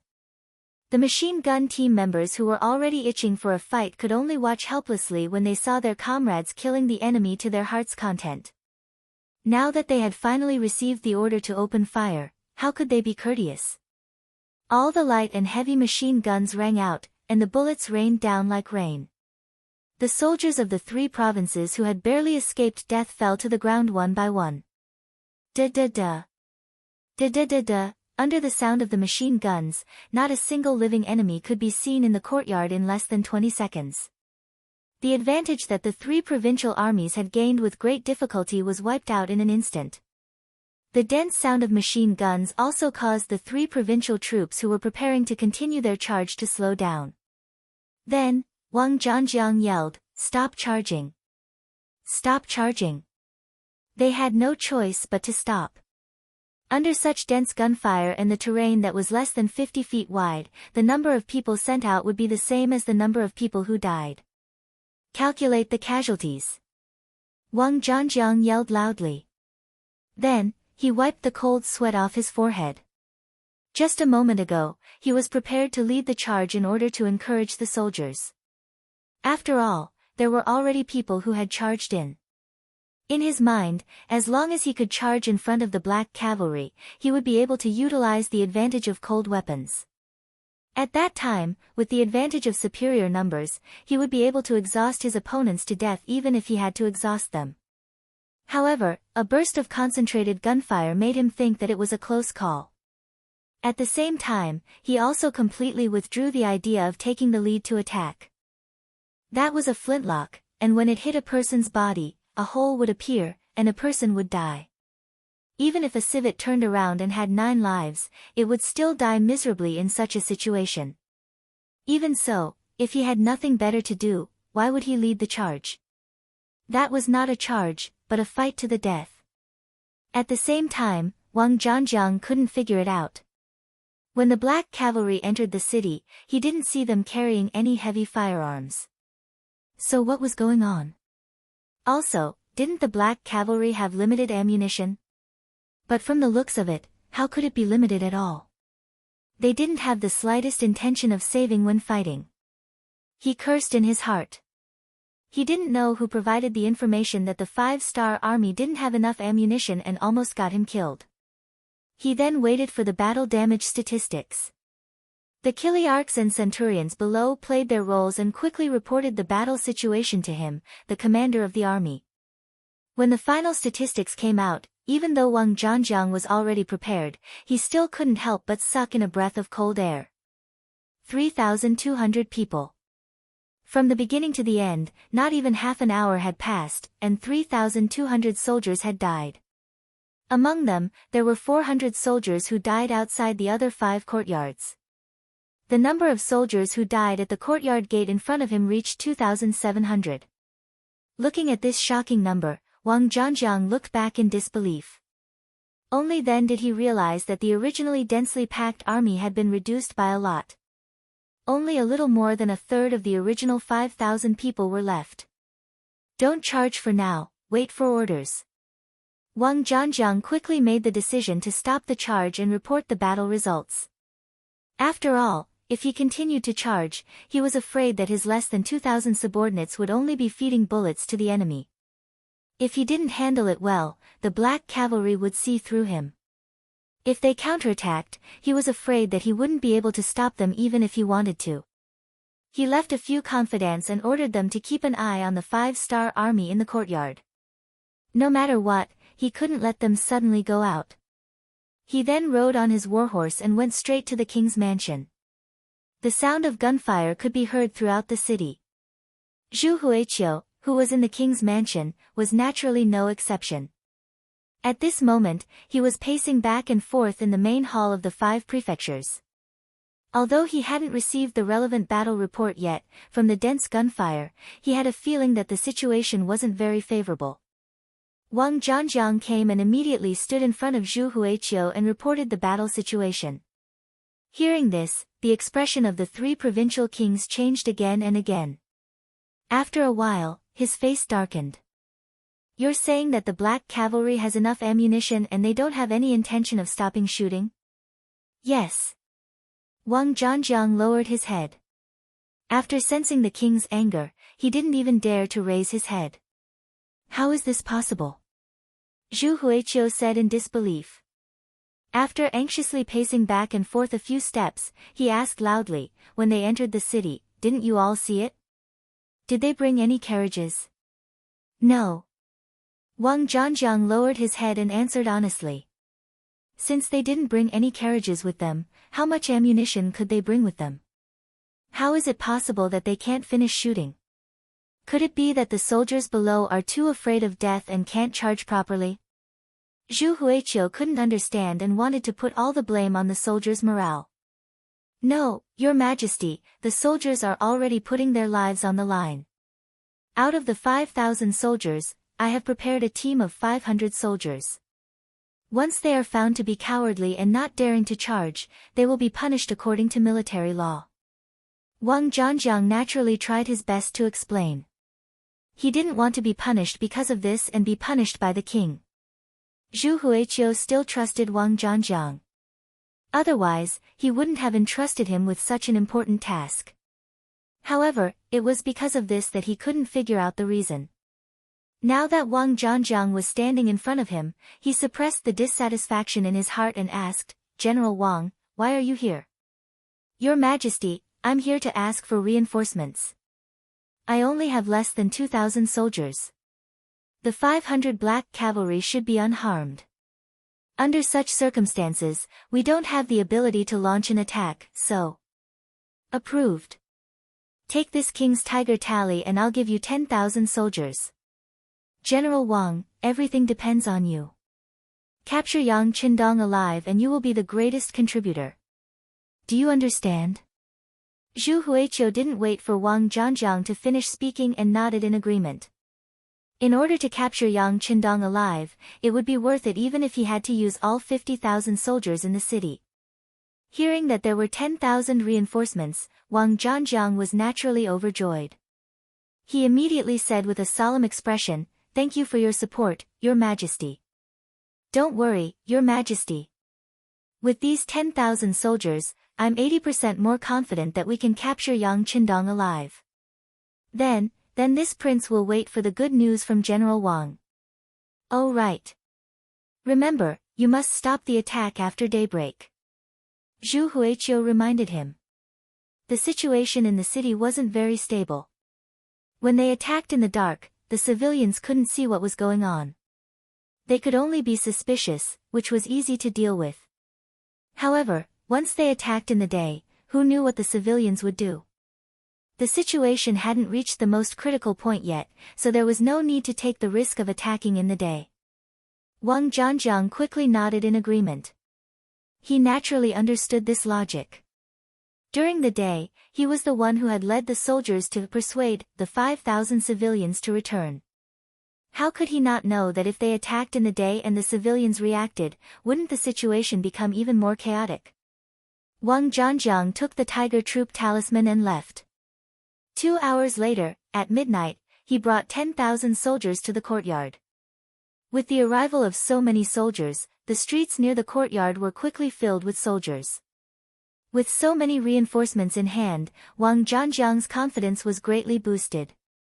With a wave of his hand, he sent out 2,000 soldiers and once again launched a fierce attack on the courtyard.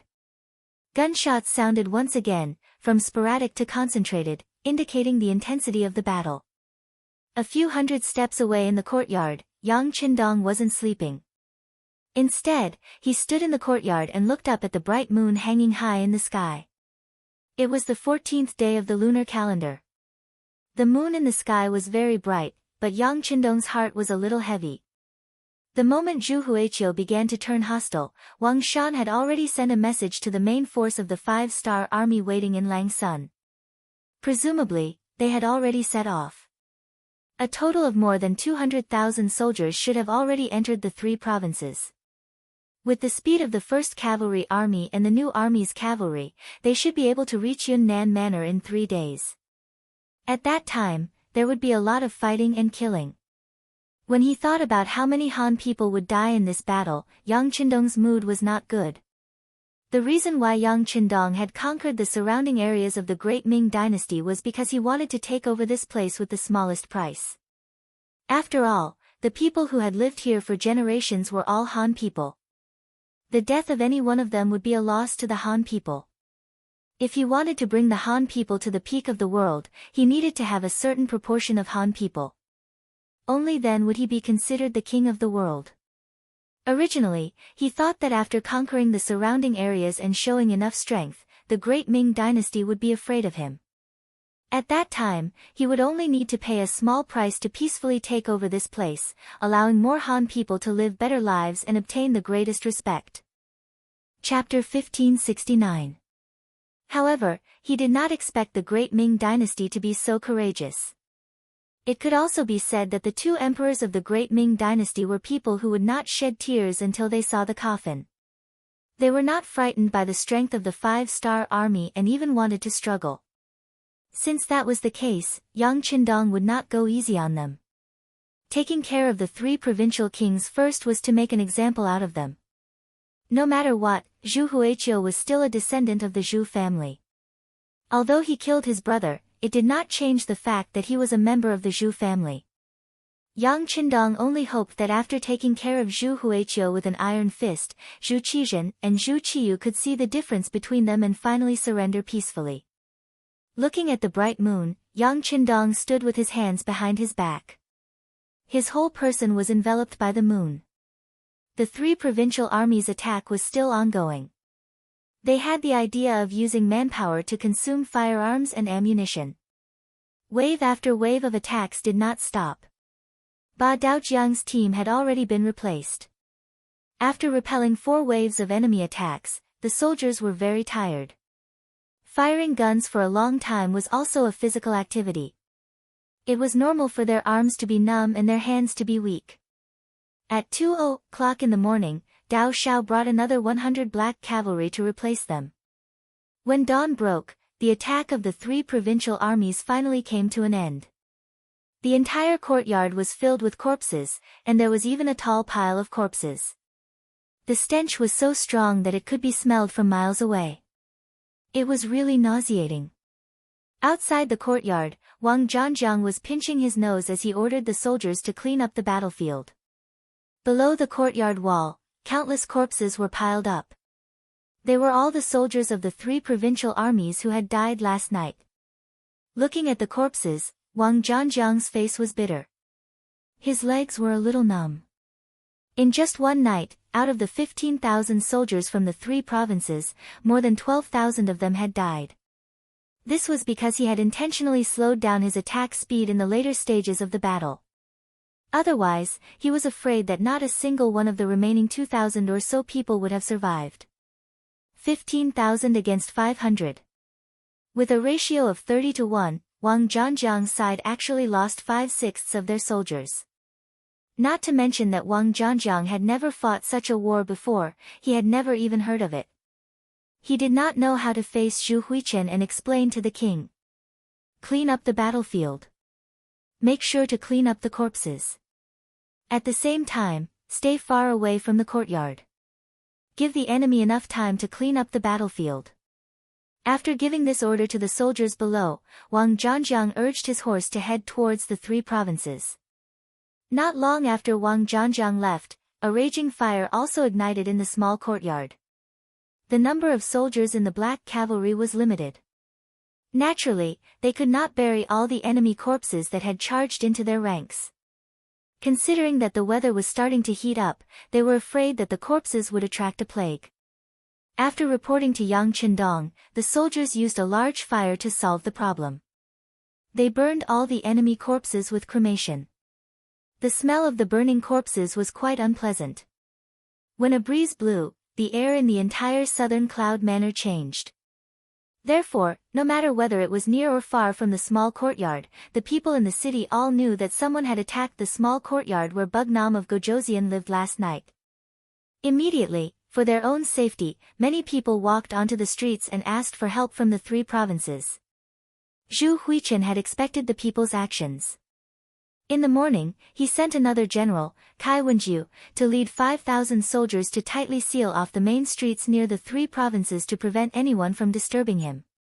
As for himself, he summoned Qin Tian, Meng Neng, Wu Yingtu, Mo Gui, and General Wang Zhangjiang who had just arrived to report. His right-hand men all arrived. The servants of the manor served tea and snacks. Everyone sat together to discuss the next step. Just as everyone's attention was on Wang Zhangjiang's report, the servants left one by one. One of the stewards first went to the servants' room to say goodbye, saying that he was going out to buy some things. Then, he walked out of the manor openly. This steward's name was Zhu Chengjiu. He had been with Zhu Huiqian for more than 10 years. he was definitely an old man. This could be seen from the fact that he was given the surname Zhu. He also enjoyed a certain amount of power in the manner. For someone like this, his every move would not be suspected. However, this Zhu Chengjiu had actually been bribed by Yang San. Yes, bribed. In order to get in touch with this person, the intelligence department spent a lot of effort. Yang San specially appointed a group of 7 people to get in touch with this person and related matters. For the sake of confidentiality, this group of 7 people was directly led by Yang San. In the entire Yangxia, other than Yang San, only Yang Qindong knew about this matter. However, he only knew about the existence of this group. As for who the specific members were and who they were in contact with, Yang Qindong did not know. This operation could be said to have reached the highest level of security in order to prevent information from leaking out. In the situation of knowing that there was a traitor, but not knowing who it was, Yang Qindong could not completely trust anyone. It was such a small group that did a lot of work for Zhu Chengjiu. They investigated everything related to this person's life. It was not easy to find out that before this person came to Zhu Huichen, he had a sister who was 3 years younger than him. At that time, because the family was hit by a flood, the two were separated during the escape. There was no news for a long time. When this news was seen by Bureau Chief Yang San, he felt that there was a lot to be done. At that moment, he put in a lot of effort and mobilized a lot of manpower and material resources to investigate this matter. His hard work paid off, and he really did manage to find out. Coincidentally, this woman was still alive, and she even came to Crimson City by accident.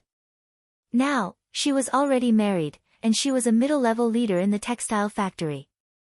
After hearing this news, Yang San was overjoyed. He brought all the information and paintings about this woman, which was Wang Ling, to Yunnan Manor. Under the arrangement of the 7 small secret group, he met with Zhu Chengjiu, this person whose original name should be Wang Chang. When Zhu Chengjiu was blocked by Yang San in an alley, he instinctively wanted to shout. Based on his familiarity with the surrounding environment, he knew that there was a street 30 steps behind him. There must be soldiers patrolling on the street. His shout was likely to attract their attention. Just when Zhu Chengjiu wanted to shout, Yang San handed over the paintings in his hand. There were a total of 4 paintings. One of them was Wang Ling's current appearance, another was a painting of his parents together in his memory, another was a painting of her and her brother, who was Zhu Chengjiu, playing by the river in front of the courtyard when they were young, and the last one was a painting of Zhu Chengjiu before they separated. Wang Ling was now a middle-level leader in the textile factory. Her husband's family was an ordinary leader in the city lord's residence. She also gave birth to 3 cute children and they were all studying in Yangxia's school. It could be said that she had received a lot of favors from Yang Qindong. Now that there was something that needed her help, she would do her best to help. When the 4 paintings appeared in front of Zhu Chengjiu, the door of his dusty memory was opened. For a moment, he shut his mouth. Just like this, Zhu Chengjiu, who didn't resist, had a long chat with Yang San in a secret and safe place. When he found out that his sister was living well and had given birth to 2 little nephews and a niece for him, Zhu Chengjiu cried tears of joy. All these years, it wasn't that he didn't think of looking for his sister. This matter had even alarmed Zhu Huiyun. He had sent people to look for her, but there had been no news. Over time, everyone thought that this woman must have died and was no longer in this world. But happiness came so suddenly. Tell me, what do you need me to do? Zhu Chengjiu was also a smart person. Otherwise, he wouldn't have been recognized by Zhu Huiyun. He looked at Yang San and asked in a deep voice. Outsiders didn't know what the two of them talked about. Anyway, after Zhu Chengjiu left the house, he became Yang San's spy. His main task was to find out what other forces were secretly in contact with Zhu Huiyun other than the subordinates of the 3 provincial kings. Regarding this matter, Zhu Chengjiu felt somewhat guilty. After all, Zhu Huiyun had treated him well. But when he thought of Yang San's promise that not only could his sister live a better life in Qiqian City, but after the matter in Yunnan, he could also go to Qiqian City to reunite with his sister. In the end, his emotions won over his rationality. Moreover, he only wanted to find that mysterious person, not to do anything to Zhu Huiyun. After thinking this through, Zhu Chengjiu accepted this task. Today, he left the mansion to report to Yang San. This was the first time he saw Mo Gui in the main hall. Judging from everyone's reaction, this should be the person Yang San was talking about. In the past, Mo Gui had been hiding in the 3 provincial kings' mansions. Because he lived in a place where outsiders couldn't get close, Zhu Chengjiu didn't know. Yang San spent a lot of effort but still couldn't get any news. But now, perhaps because Yang Qindong was surrounded in the courtyard, everyone thought that he couldn't escape.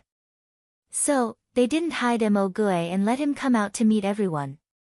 Even so, if it weren't for the spies in the king's mansion, it would be impossible to find out about this person's appearance. In the king's mansion, Zhu Huiyun didn't know that Mo Gui had been exposed. He was listening to Wang Zhangjiang's report of last night's battle. When they heard that after a night of fighting, after launching more than 10 attacks and losing more than 12,000 men, they still couldn't break through the defense line set up by the Black Cavalry Dragon Guards, everyone present fell silent. Obviously, the reality was different from what they had expected. The Black Cavalry Dragon Guards were not as limited as they had imagined. On the contrary, they should have had plenty of gunpowder. Chapter 1570. As for how the Black Cavalry did this, it was a mystery that everyone couldn't figure out. The most important question now wasn't to find the answer, but what to do next.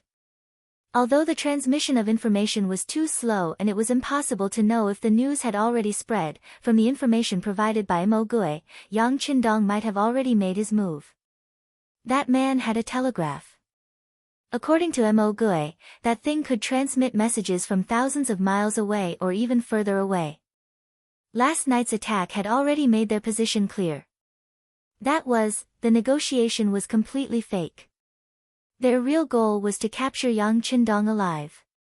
With Yang Qindong's intelligence, he probably already had his suspicions. Last night's attack proved everything. In that case, the 5-star army would most likely make their move. There wasn't much time left for the 3 provincial armies. Everyone at the meeting knew that if they fought head-on, they definitely wouldn't be a match for the 5-star army. This had been proven by countless countries and factions that had been destroyed. In that case, other than capturing Yang Qindong, they had no other choice. We must capture Yang Qindong. Zhu Huichen suddenly stood up with a ferocious expression. Then, as if he had made a decision, he spat out 4 words, regardless of life or death. Finally, Zhu Huichen didn't dare to wait any longer. If he couldn't capture Yang Qindong within the time limit, once the main force of the 5-star army arrived outside Yunnan Manor, he wouldn't have a chance to make his move. On the other hand, as long as Yang Qindong died, even if he didn't capture him alive, as long as he could leave Yunnan Manor before the main force of the 5-star army arrived, he would effectively avoid the first attack. Then, there would be internal strife in Yangxie. When they split apart, it would be time for him to make his move. Zhu Huichen finally made his final decision. This made Mo Gui, who was sitting on the side like a guest, feel joy in his heart. The task given to him by his master was to kill Yang Qindong, not to capture him alive. Unfortunately, Zhu Huichen didn't listen to him on this matter, so he could only watch from the side. Now that both sides had the same goal, he could do whatever he wanted. It should be time to do something. Mo Gui had just made up his mind when Zhu Huihua looked at him. Mr. Mo, I've decided to kill Yang Qindong. Shouldn't you do something? Of course. Mo Gui nodded with a smile. Congratulations, Your Highness. You've made the right decision. If you want to capture Yang Qindong alive, it is indeed somewhat difficult, but if you want to kill Wu Nan Wang who is hiding in the small courtyard, it is not very difficult. What do you mean, Mr. Mo? Zhu Huichen asked expectantly. He already knew that Mo Gui's master wanted Yang Qindong dead, but he wanted to gain more benefits, so he didn't make up his mind. Now that they had the same idea, he believed that Mo Gui would do something to help him. Your Highness, my master has just sent a batch of cannons. They are in a workshop in the east of Yunnan Prefecture. I'll have to trouble General Wang to make a trip there. Mo Gue was still smiling as he told Zhu Huichun the answer he wanted. What did he mean by, just send a batch of cannons? Only an idiot would believe that. Although the current southern cloud manor wasn't heavily guarded, it would be harder than ascending to the heavens to send something as large as a cannon into the city without anyone's knowledge. This could only mean that the cannons were already in the city, but Mo Gue's master wasn't satisfied with Zhu Huichun's idea, so he didn't reveal his trump card. Zhu Huichun quickly figured out the crux of the matter, but he still pretended to be happy and laughed. Good, good. Mr. Mo's cannons are just in time. General Wang, go to the east of the city immediately and move the cannons outside the courtyard. Tonight will be the night Yang Qindong dies. Yes, sir. Wang Zhanjiang stood up with excitement on his face. He had been worried about what to do at night. Looking at the black cavalry, as long as they didn't lack ammunition, it would take a lot of soldiers to charge in. But with the cannons, things were different. With the cannons, they could ignore the enemy's firearms. The courtyard wasn't that big, so they could just bombard it. Then, he could eliminate the black cavalry without touching a single hair of the enemy. With a face full of joy, Wang Zhanjiang accepted the order and left. Not long after, he arrived at the workshop in the east of the city that Mo Gue mentioned. He found 10 cannons and 300 rounds of ammunition in the courtyard.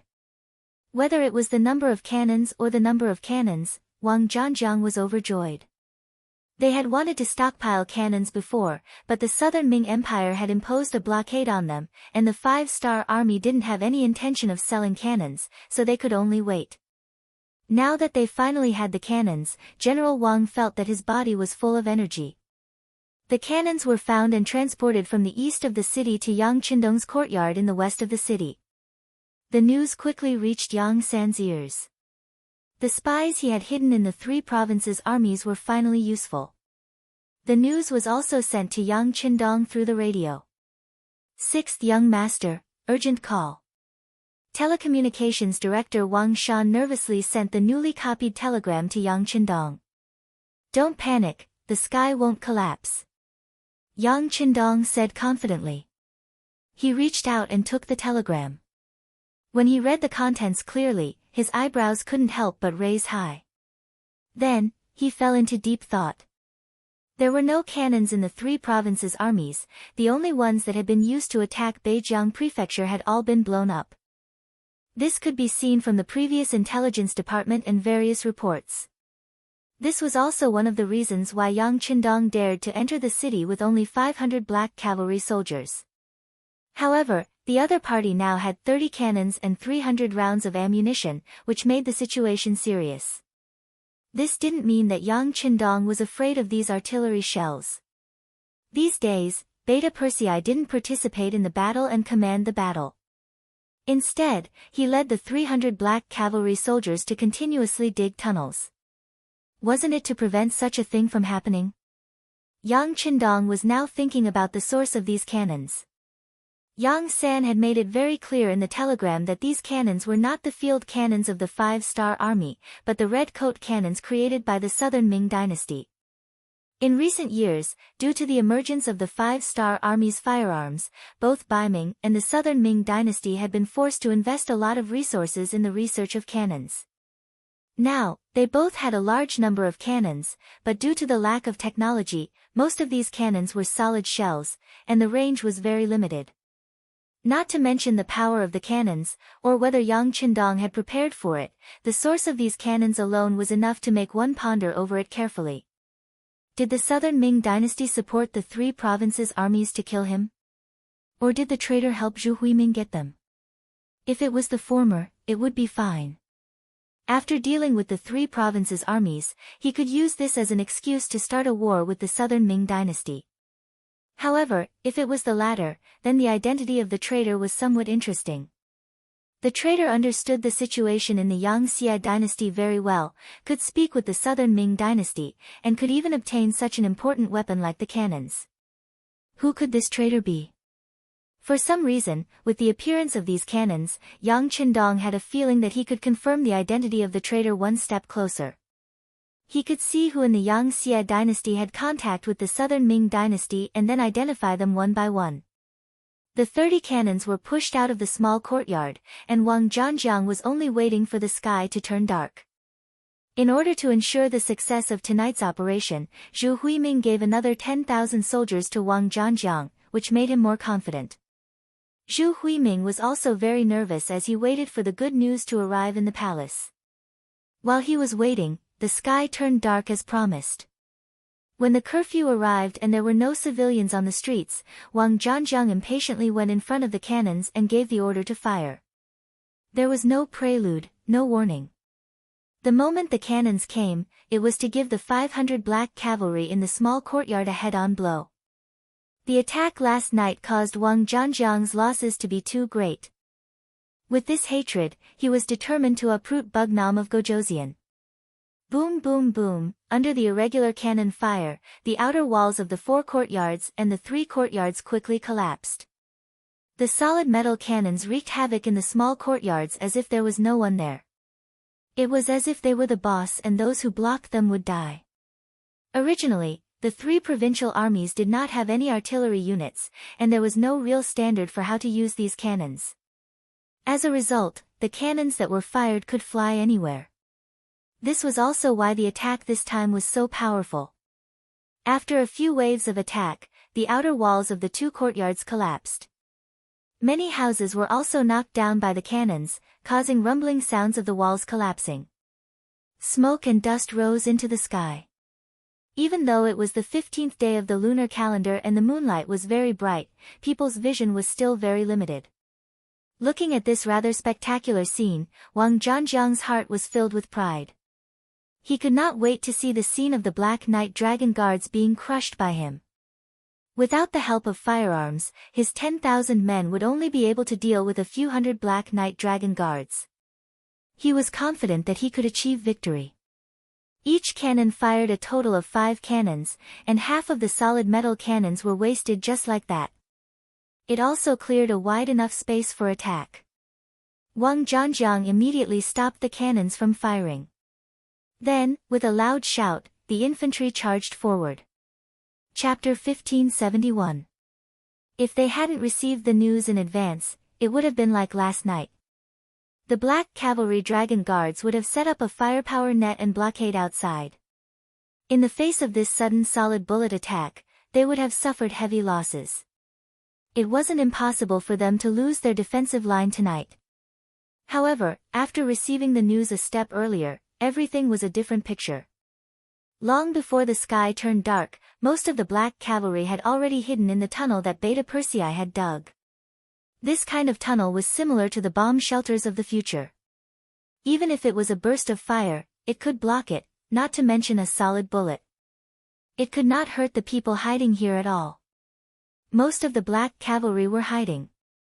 Only less than 50 Black Cavalry were sent outside.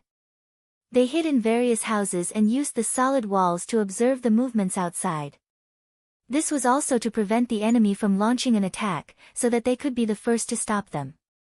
It was worth mentioning that these Black Cavalry were no longer holding Type 95 in their hands. Instead, each of them had a rocket launcher. The rocket launcher could easily hit more than 100 steps away. It made them look like they were holding a small mobile cannon with great power. When the cannons of the 3 provincial armies began to fire, the 50 Black Knight Dragon Guards were hiding in the small houses. Although more than 100 solid shells were fired and caused some damage, there were no casualties among the 50 Black Knight Dragon Guards as they were covered by the strong walls. Only 2 of the soldiers were choked by the smoke and couldn't stop coughing. Then, the assault of the 3 provinces began.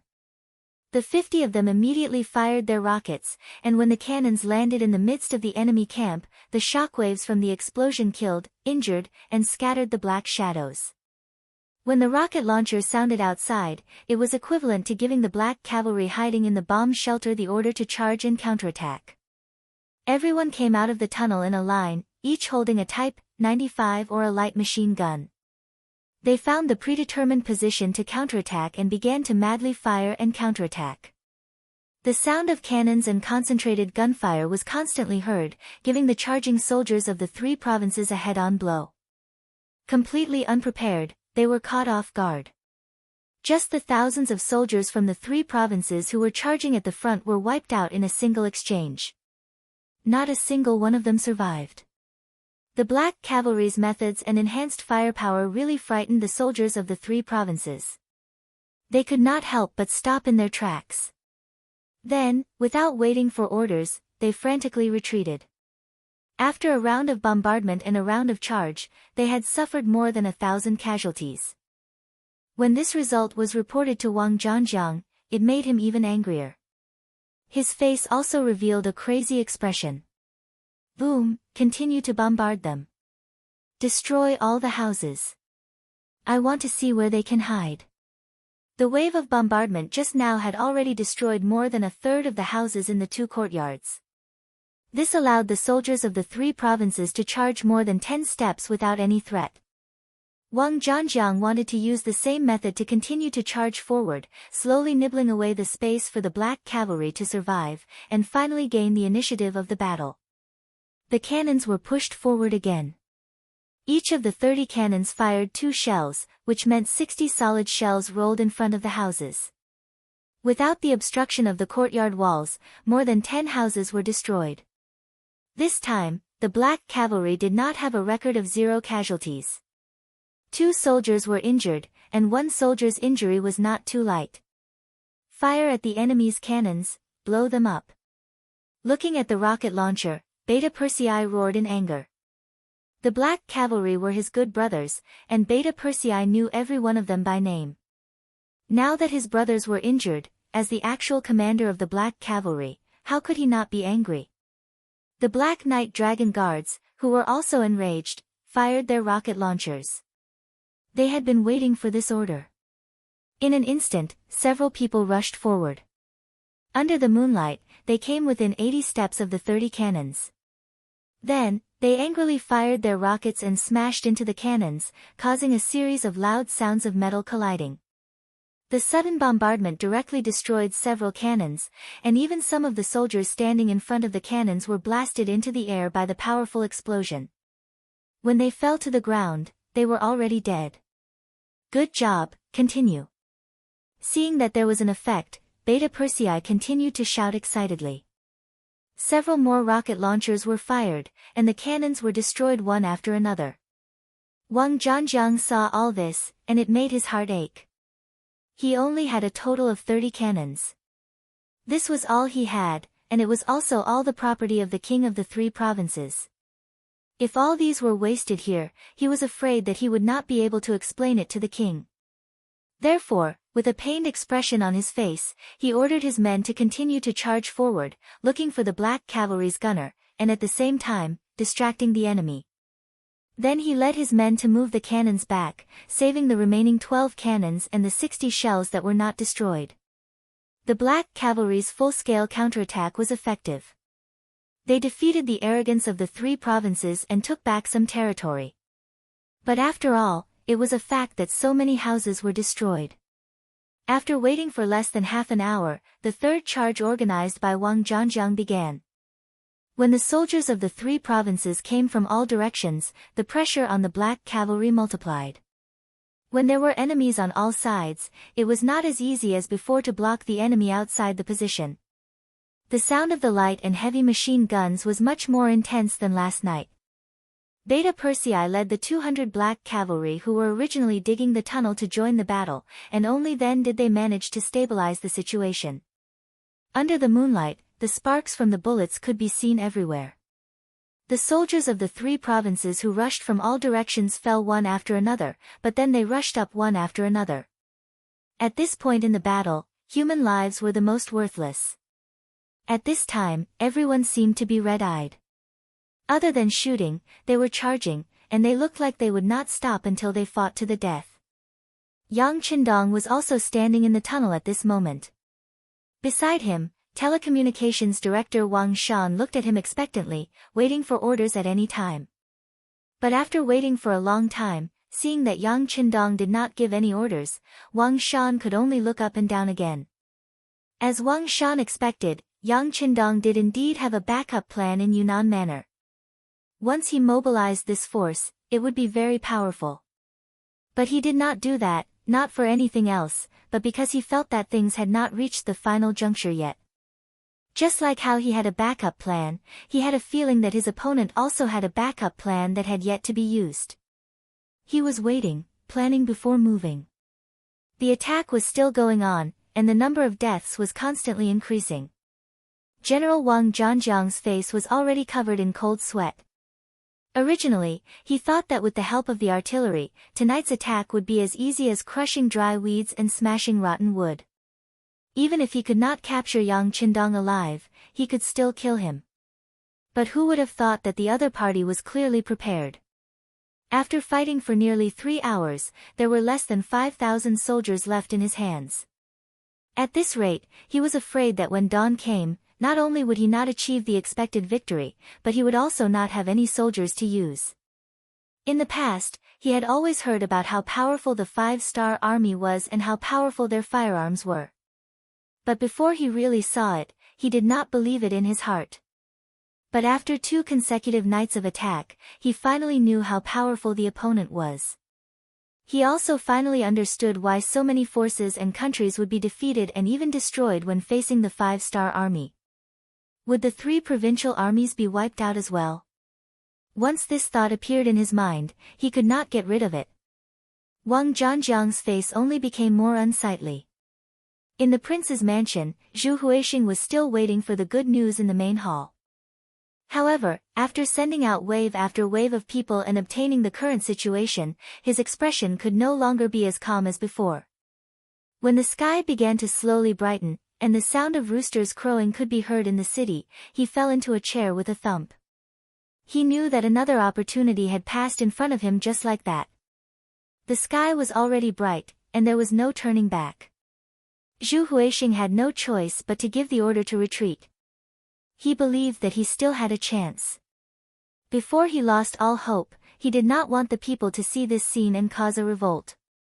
If that happened, who knew what would happen? Early in the morning, the generals came to the 3 provincial princes' mansion again. As usual, Wang Zhanjiang, whose eyes were bloodshot, was the first to give the report.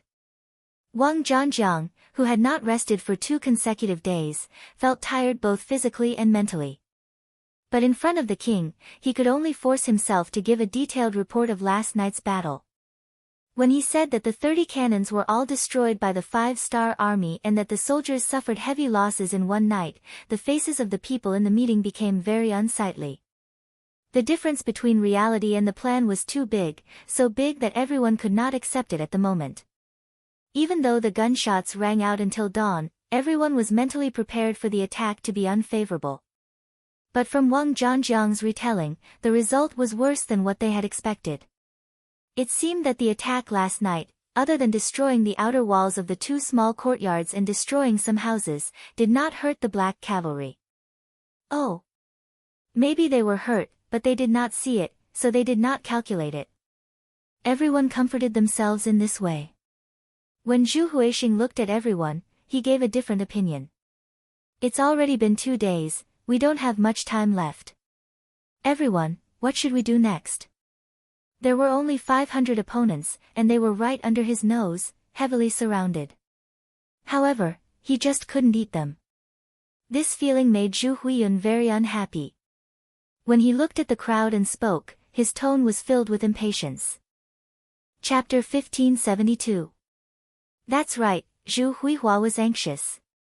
This was because in the morning, when the sun had just risen, the scouts had entered the city and reported that the main force of the 5-star army had begun to move towards the 3 provinces from Liang Mountain.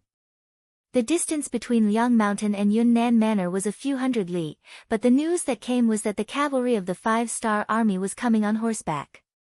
Who knew if they would suddenly appear in front of him?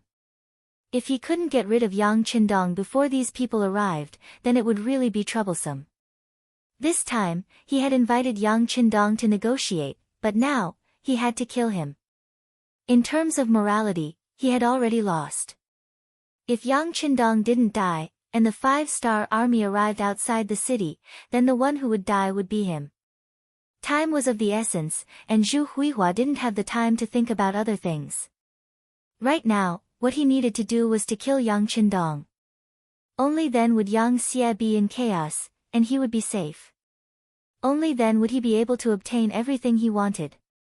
Tonight, mobilize all the forces that can be mobilized. We must kill Yang Qindong. These words were squeezed out from between his teeth, and Zhu Huihua's expression became more and more ruthless. In this kind of game, where it was either you die or I live, anyone could only use all their strength. After Zhu Huihua made his final decision, the entire army of the 3 provinces in Yunnan Manor began to move. In order to achieve the goal of exhausting the firearms and ammunition of the Black Cavalry, even the 10,000 new recruits were put to use. However, because they didn't have any combat experience, in order to prevent a large number of people from escaping when the battle started, they weren't placed on the main attack. Instead, they were responsible for the security of the outer perimeter. For 2 consecutive nights, the entire Yunnan Manor's commoners probably knew that Zhu Huihua wanted to kill Yang Qindong. No one knew what these commoners would do. Although these people were often seen as ants, no one could deny that once these commoners took action, they would cause a huge commotion and cause serious consequences. In order to prevent the civilians in the city from doing anything that would be detrimental to their operations, the 10,000 new soldiers that had just been recruited were put to use. Their main purpose was to protect the civilians in the city and prevent them from suddenly causing trouble. Rather than calling them new recruits, it would be more accurate to call them able-bodied men. These people were all captured from various places. They didn't want to join the army at first, but they were unlucky and were captured at the last minute. Among them, there were more than 3,000 able-bodied men captured near Mount Liang. However, everyone knew that more than half of these 3,000 people were cold front warriors. Moreover, they were under the command of Cheng Hu, the elite 1st Regiment of the 1st Regiment of the Cold Front. Back then, Cheng Hu had split up the Cold Front warriors and disguised them as local refugees. Furthermore, they had pretended that they were coincidentally found by the army of the 3 provinces. Just like that, they were captured as able-bodied men. Not only did they successfully enter Yunnan Manor without any checks, they were also stationed in the barracks in the city. Logically speaking, the army of the 3 provinces had a set of methods to manage the army. For example, after entering the barracks, they had to go through household registration and so on. With this set of procedures, it would be difficult for the Cold Front warriors to hide their target. Coincidentally, before the army could do anything, Yang Qindong arrived. This instantly attracted everyone's attention, and no one cared about the new recruits anymore. They also helped Cheng Hu's troops cover for him and stayed in the army. In the past 2 days, the news of Zhu Huihua wanting to kill Yang Qindong had already spread throughout the army. To the ordinary soldiers, this was simply a fight between gods. They only needed to follow orders. The main goal of the Yang Xie had always been to let the Han people live better lives and let them become the rulers of this world. However, to the soldiers of the 3 provinces who were not Yang Xie soldiers, they did not have the opportunity to experience this kind of glory. On the contrary, they had been receiving military pay from Zhu Huihua, the king of the 3 provinces. Naturally, they had been paid to do something. However, as 10,000 new recruits, they had not even received a single cent of military pay. This was naturally because they had only been here for a short period of time. However, this gave Cheng Hu and the others an opportunity to instigate a rebellion. If they were dealing with veteran soldiers, Cheng Hu and the others would have to think twice before doing anything. However, they did not have to be so careful when dealing with a bunch of new recruits who had been captured under the same fate. They could do many things boldly. Over the past 2 days, Cheng Hu and the others had been trying to instigate a rebellion. However, to be on the safe side, they did not reveal their identities.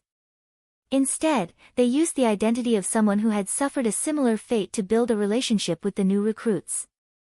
For something like a grievance gathering, no other army in the Yang Xie had done better than the Lengfeng army. Within the Lengfeng army, the 1st Division had done the best.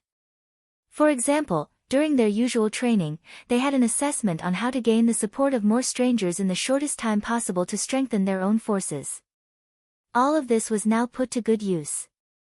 Under Cheng Hu's persuasion, more than 8,000 of the 10,000 new recruits were convinced. These people's hearts were already moved, and they were filled with all kinds of desires to become a part of the Yang faction's people. Under the propaganda of Cheng Hu and the others, the slogan of saving Bugnam of Gojoseon and making a contribution to the Yang Xia army quickly spread to the people. When they found out that their 10,000 new recruits were also participating in the battle tonight, but were only responsible for the security of the outer perimeter, Cheng Hu was so happy that he almost jumped up. This was really a case of someone sending a pillow when you were sleepy.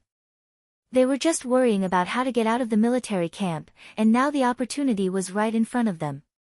When Cheng Hu heard the news, he immediately sent someone to contact the secret agents of the security bureau in the city to ask for the next step of the plan. After 2 nights of continuous attacks, especially when the 3 provincial armies even used 30 cannons, the head of the security bureau, Yang San, who was in charge of everything in the city, felt his scalp go numb when he heard this. This method of luring the snake out of its hole and winning the hearts of the people was a good method. However, they should not have let the young master take the risk. For this reason, Yang San had objected to it, but it did not work. Since this was the case, he could only do his best to ensure Yang Qindong's safety. 2 nights had passed, and the 3rd night was about to arrive. Seeing that the 3 provincial armies would launch a new round of attacks in a few hours, Yang San had already made a decision in his heart.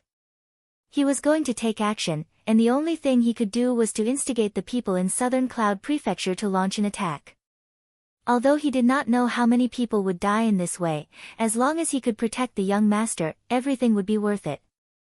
At this time, Cheng Hu sent someone to contact him using a special method. When he found out that the 1st Regiment of the 1st Division of the Lengfeng Division was in the city and had secretly joined the 3 provincial armies as a new recruit, Yang San's bloodshot eyes could not help but brighten up. He was so happy that he exclaimed, "The heavens are really helping me. The heavens are really helping me, Yang Xie." After exclaiming, Yang San immediately ordered the secret agents of the intelligence department in the city to move out and spread rumors in the city. The main thing was that if something happened to Bugnam of Gojoseon in the city, the entire Yunnan prefecture would be razed to the ground. If that really happened, no one in the city would be spared.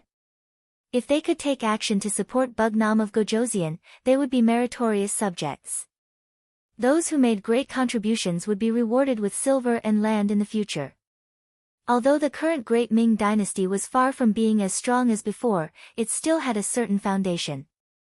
At the very least, the state of society had not reached a point of no return.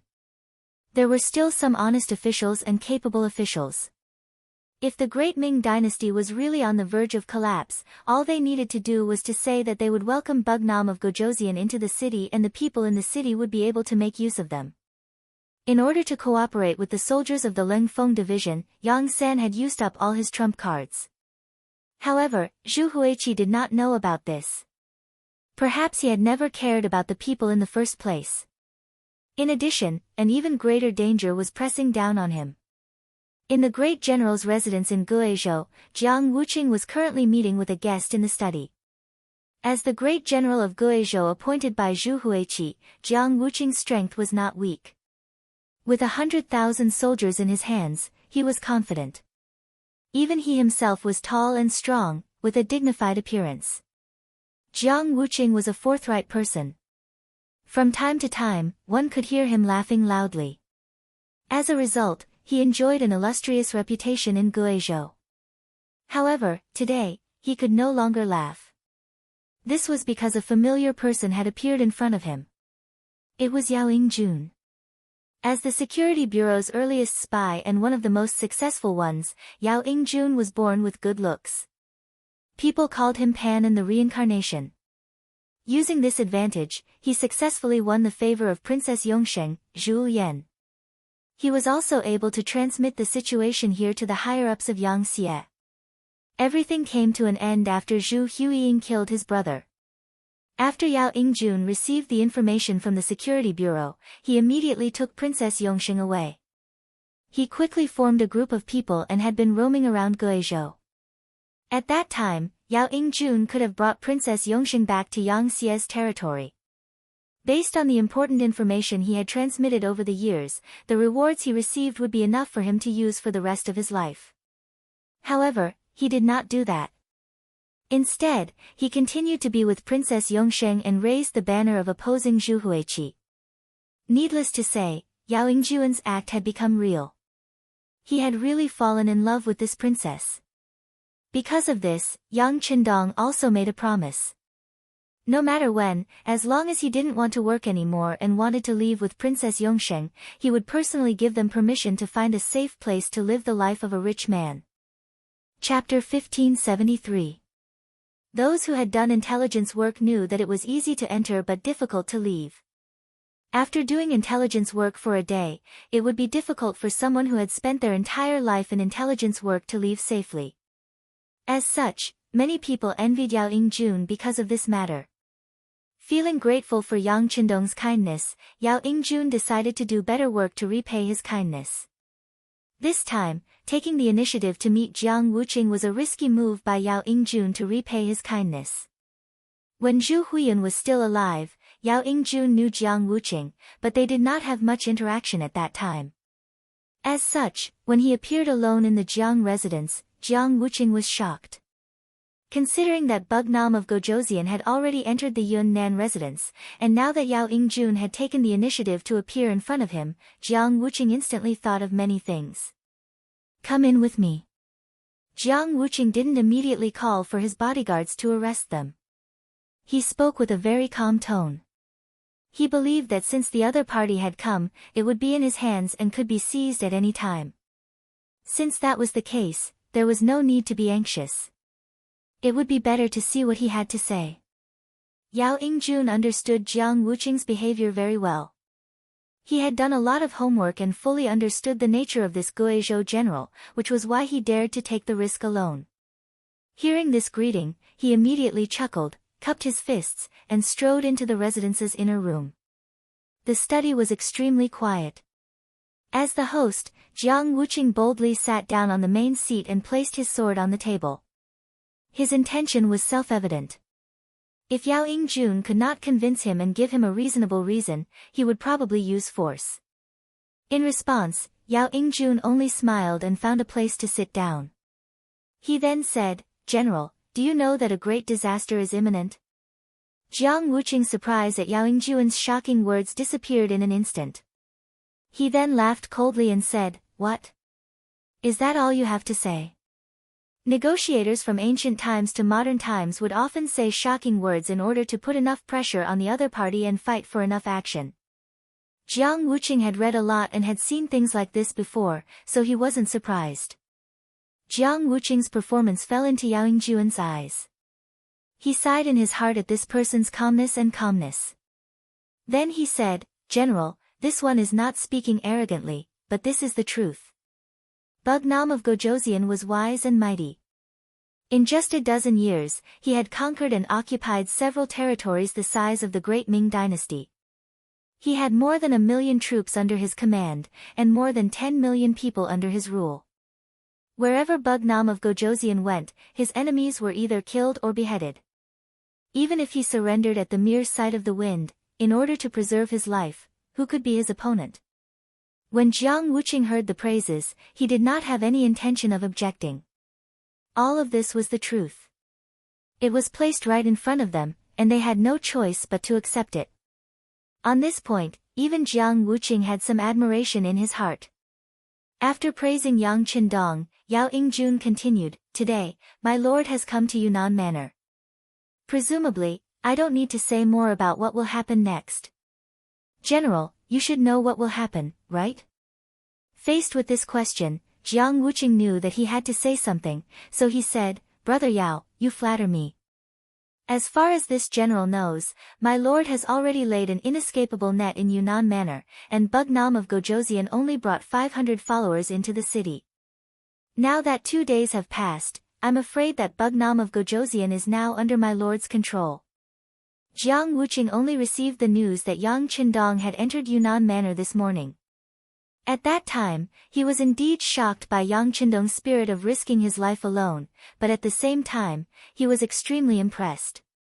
Although Jiang Wuqing did not mention it to anyone else, he knew very well that this time, Yang Qindong appeared in Yunnan Manor and made such a risky move in order to save the people of the three provinces from the suffering of war. Unfortunately, Jiang Wuqing knew his master very well. This was a master who would kill his own brother without hesitation. Such a person only had interests in his eyes, so how could he be honest? He could not understand. If he could see this point, then the wise Bugnam of Gojoseon should also be able to see it, but why did he still risk his life? Just as he was wondering in his heart, Yao Yingjun arrived. A sense of curiosity arose in his heart. He wanted to see what Yao Yingjun thought about this matter and what he had to say. How could Jiang Wuqing know that it was precisely because he had just received the news from Yunnan Manor that Yao Yingjun appeared in order to force the other party to make a statement at the first moment? After all, Jiang Wuqing was a very magnanimous person who treated the people well. He was considered a good official, so it was better to try to win over such a person if he could. Ha ha ha. When Yao Yingjun heard this, he threw his head back and laughed heartily. Just as Jiang Wuqing was confused and somewhat confused, he suddenly stopped and said, "What's wrong? General, do you think that you can keep my master with the means of the three provincial kings?" To be honest, since my master dared to enter Yunnan Manor, he naturally made all kinds of preparations. How could he be easily controlled by others? If he did not have such means, how could he have today's achievements? Jiang Wuqing still believed Yao Yingjun's words from the bottom of his heart. He also did not believe that Yang Qindong, who had always been invincible, would take such a risk.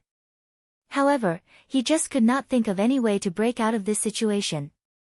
Out of curiosity, he could not help but ask, "Oh. But what means does Bugnam of Gojoseon have?"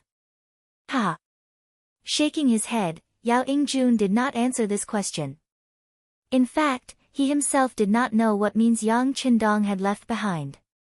If he did not know the reason, how could he solve other people's doubts? Yao Yingjun, who did not answer this question, only said, "General, just wait for the result." But then he mentioned the purpose of his visit, which was to persuade Jiang Wuqing to surrender.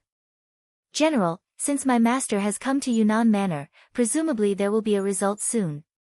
And I can say with certainty that the final loser will be Zhu Huihua. Then, may I ask, once the three provincial kings are captured, what will the general do?" After saying these words, Yao Yingjun kept staring at Jiang Wuqing's eyes, as if he wanted to find the answer he wanted. What to do? This was what Jiang Wuqing needed to consider. The great Ming dynasty's system valued the civil and despised the military.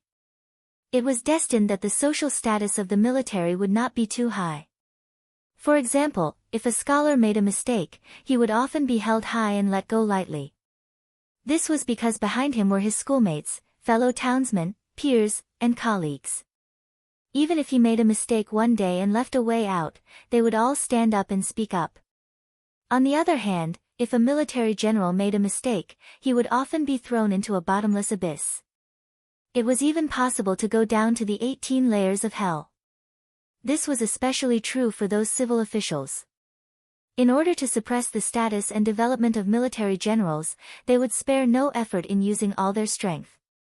This was also the reason why military generals received far less treatment and reputation compared to civil officials even though they were both subjects.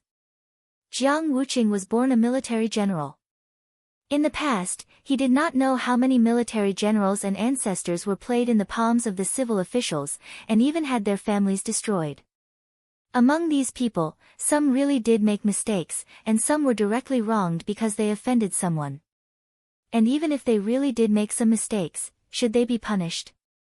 Also, should the families of these military generals be so heavily implicated?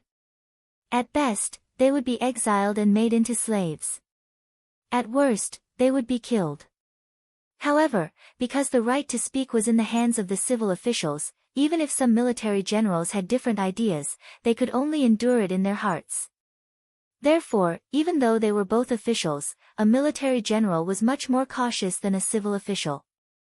And now, Yao Yingjun was asking him what to do, which made it difficult for Jiang Wuqing. He was indeed promoted by Zhu Huihua. Before this, he was only a chili arch. Now, he could command 50,000 soldiers and become the general of a province. With this kindness, he indeed had to thank Zhu Huihua. But of all things, Zhu Huihua should not have provoked Bugnam of Gojoseon. Who was that person? He was an existence that could easily destroy grassland wolves. How could their local army compare to such a person? Even if Bugnam of Gojoseon entered Yunnan Manor and something happened. But what about the other people in Yangxie? Would they take revenge? Moreover, he had already heard that Bugnam of Gojoseon had appointed a prince, which was his successor. Would they really collapse? Taking a step back, if Bugnam of Gojoseon's Yangxie collapsed, what good would it do to him? Based on the fact that he had once served Zhu Huihua, not only would Yangxie's people not forgive him, but the civil officials in the southern Ming dynasty would also not let him off easily. If he was lucky, he would be dismissed. If he was unlucky, then he and his family would die. Thinking of his 4 children, the youngest of whom was only 4 years old, how could Jiang Wuqing bear to see them die because of him? For some reason, Jiang Wuqing's heart was filled with a sense of desolation at this moment.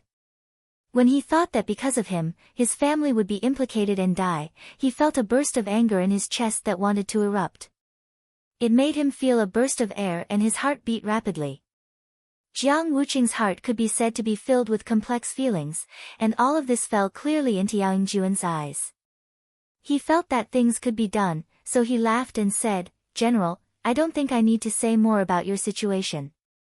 This time, the 3 provincial kings want to be enemies with my master, so they are destined to have a miserable end.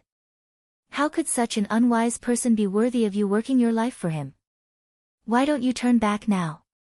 Bugnam of Gojoseon said that as long as General is willing to surrender, not only will he not make any mistakes, but he will also give you merit. Even if we are all Han, he will give you wealth and ensure the safety of General and your family. Chapter 1574.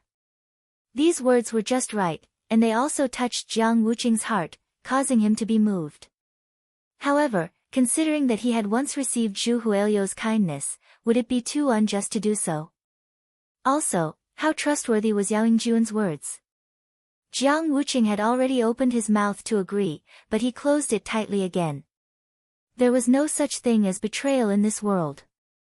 The only reason there was no betrayal was because the bargaining chip was not high enough. Or perhaps the threat was not high enough. If Yao Yingjun had not found him before, Jiang Wuqing might have had a choice and could have chosen the right time. However, now that Yao Yingjun had found him, he could only make a choice. He could either agree or not. Could he not agree? No one was willing to surrender. However, how could Jiang Wuqing, with a mere 50,000 soldiers, stop the 5-star army's might? Furthermore, the 50,000 soldiers under him belonged to the local army. In the end, their combat strength was only average. With such an army, Jiang Wuqing had already lost the confidence to fight against the experienced 5-star army before the battle even started. Whether it was because he had seen the situation clearly or because his strength was not enough, Jiang Wuqing had no choice but to make a decision. He looked at Yao Yingjun and asked, "But I don't know, if I choose to surrender to the 5-star army, what kind of guarantee can I get?" Southern Cloud Manor. There were less than 2 hours left before the sky turned dark. A gloomy atmosphere shrouded the city, giving people a very oppressive feeling. For the past 2 days, the commotion at night was not small, especially last night. The sound of cannons and gunshots were so dense. Anyone who was not a fool would know what was going on. It must be said that the common people were the most honest group. As long as they could survive, they would not do anything excessive. For example, words like swallowing their anger and living an ignoble life were used by them. However, when something happened and threatened their lives, they would change into a different appearance and reveal their fangs. In other words, the mighty army of the East had awakened. Who was Bugnam of Gojoseon? Needless to say, everyone in Southern Cloud Manor knew. There were even many people who yearned for the Yang Xie's life and thought of ways to seek refuge there. Originally, Yang Qindong had a good foundation of the people. This time, Yang Qindong was willing to take the risk in order to not let the common people of the three provinces suffer from the chaos of war. At this moment, he had won the hearts of the people. This was the general trend that Yang Qindong needed. Now that the general situation had been set, but the three provincial kings still wanted to kill Wunan Wang, how could the common people in the city be willing to do so? This was no longer a matter of two kings fighting. If things went wrong, the common people in the city would be affected. If they still did not do anything, in the end, the city would be killed. Once such a terrible result appeared in the minds of the common people, who could remain calm? It was at this time that the spies sent by Yang Sen came into effect. They mixed in with the common people and talked about the powerful relationship. More and more common people felt the crisis. Finally, waves of common people in the city began to rush in the direction of the destroyed courtyard with all kinds of weapons in their hands. Southern Cloud Manor was a big city. Not to mention its history, just the fact that it was the place where the former Shiping Mansion and the current mansion of the three provinces were located, it had attracted a lot of commoners. The number of commoners here had reached more than 500,000 people at one point. Due to the chaos of war, the proportion of adult men was not high. However, even if the ratio was 10-1, it was still possible to gather 50,000 people. Not to mention, when the matter concerned their own safety and life and death, it was not only the adult men who would stand up. Some of the older men and some of the younger women also stood up together in order to seek a way out. They formed a mighty team and slowly rushed to the courtyard where Yang Qindong was. The kings of the three provinces who were paying close attention to the situation in the city quickly reported the matter to Zhu Huihua. In this regard, the kings of the three provinces who already had a countermeasure ordered to send out 20,000 veterans and 10,000 newly recruited able-bodied men to guard the periphery. Once they found that the common people dared to attack the former, they would be killed without mercy. At the same time, Zhu Huihua also gave the last 15,000 soldiers he had left to Wang Zhanjiang. The mission he gave him was to take Yang Qindong's life tonight, no matter what the cost. This was a desperate move, and no one stopped him. Although this was the last resort, at this moment, there was no better way to do it. But what Zhu Huihua did not know was that just tonight, two other assassination teams had also started to take action. They were the men of sacrifice of the Mu family led by Muang and the 100 ninjas led by Mo Gui. The men of sacrifice of the Mu family led by Muang have been lurking in the city for several days, waiting for the right opportunity to take action. There was no doubt about it. Although the Mu family also looked down on Zhu Huihua and would take his life if there was a chance. But in the face of a more powerful opponent, Yang Qindong, they had no choice but to work together to deal with this big problem first. For this reason, Muang has made up his mind to succeed or die trying. Fortunately, after 2 consecutive nights of attack, the outer courtyard of Yang Qindong's residence has been conquered, and the range of activity has been reduced a lot compared to before. Under such conditions, once the men of sacrifice of the Mu family rush to Yang Qindong's side, they still have a high chance to kill the target and complete the mission. Let's talk about the 100 ninjas led by Mo Gui. This is a force that no one knows about. Ninjas are best at hiding. In addition to Mo Gui's arrangements, no one noticed them, even Yang Qindong didn't know about their existence. What's more worth mentioning is that the leader of this group of ninjas is the special ninja who has been on Yang Qindong's death list. This special ninja, who should have died in the assassination of the Timur Empire's General Mandulatu, has now come to Yunnan Mansion without anyone noticing. In the dark, he is like a poisonous snake. Once he sees the opportunity, he will decisively attack and release his powerful energy. These 2 dark forces, one left and one right, stared at the dilapidated small courtyard, waiting for the best opportunity to appear. In the small courtyard, Beta Persei, Dao Xiao, Ba Daojiang, and others were also doing the final inspection. Years of war made them feel as if dark clouds were looming over the city.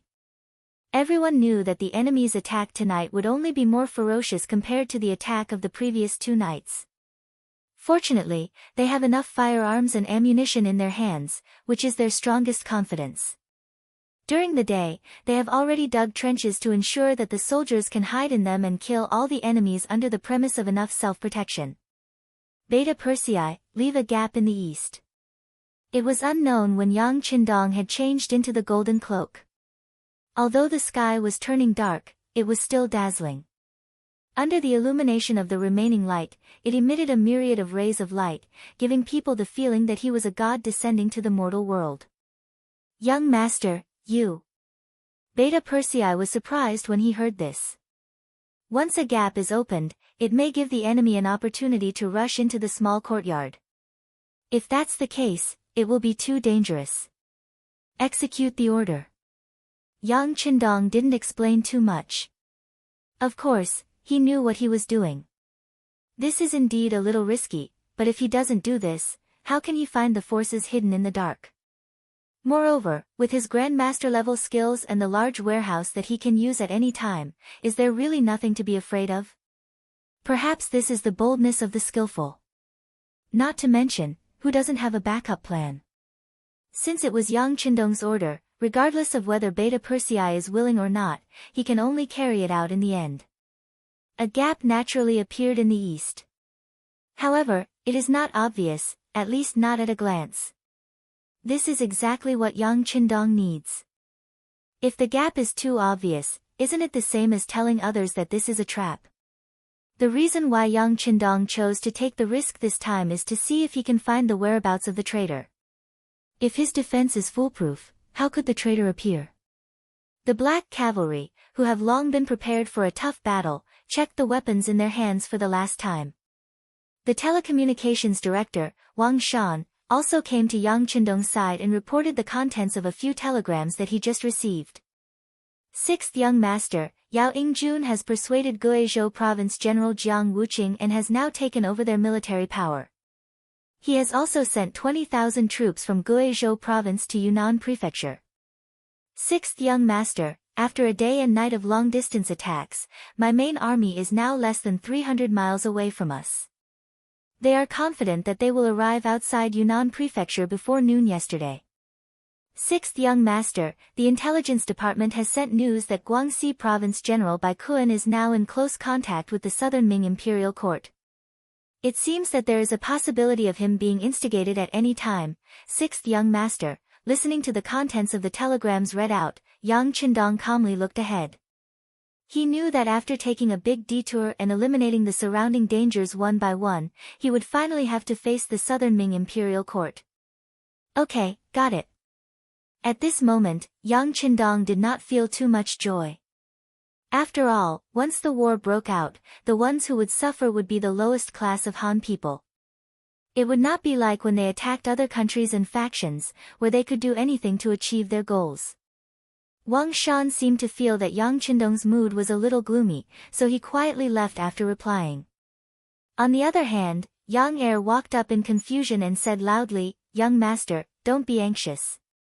With 500 Black Knight Dragon guards around, no one will be able to rush up to you and hurt you." Chapter 1575.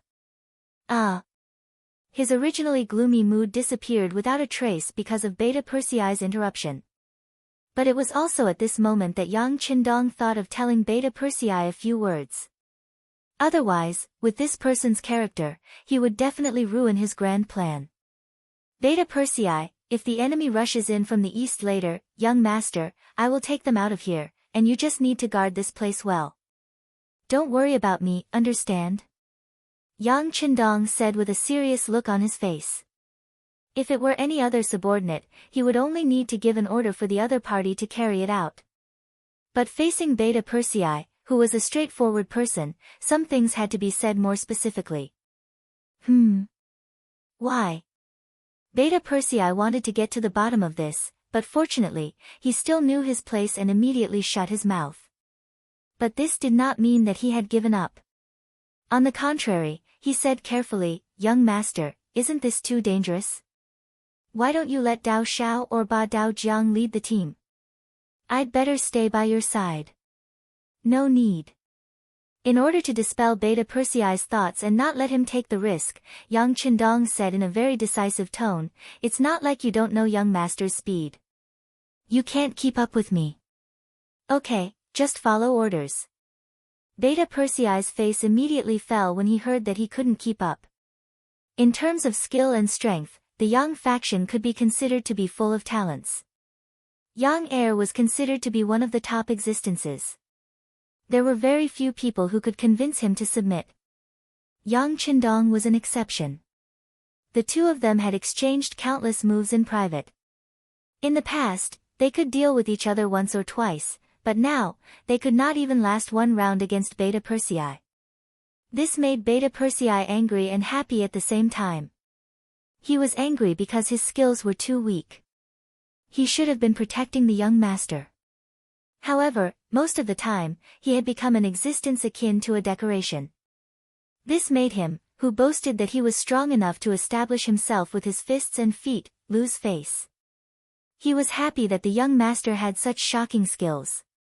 His safety was guaranteed, so he didn't have to worry so much.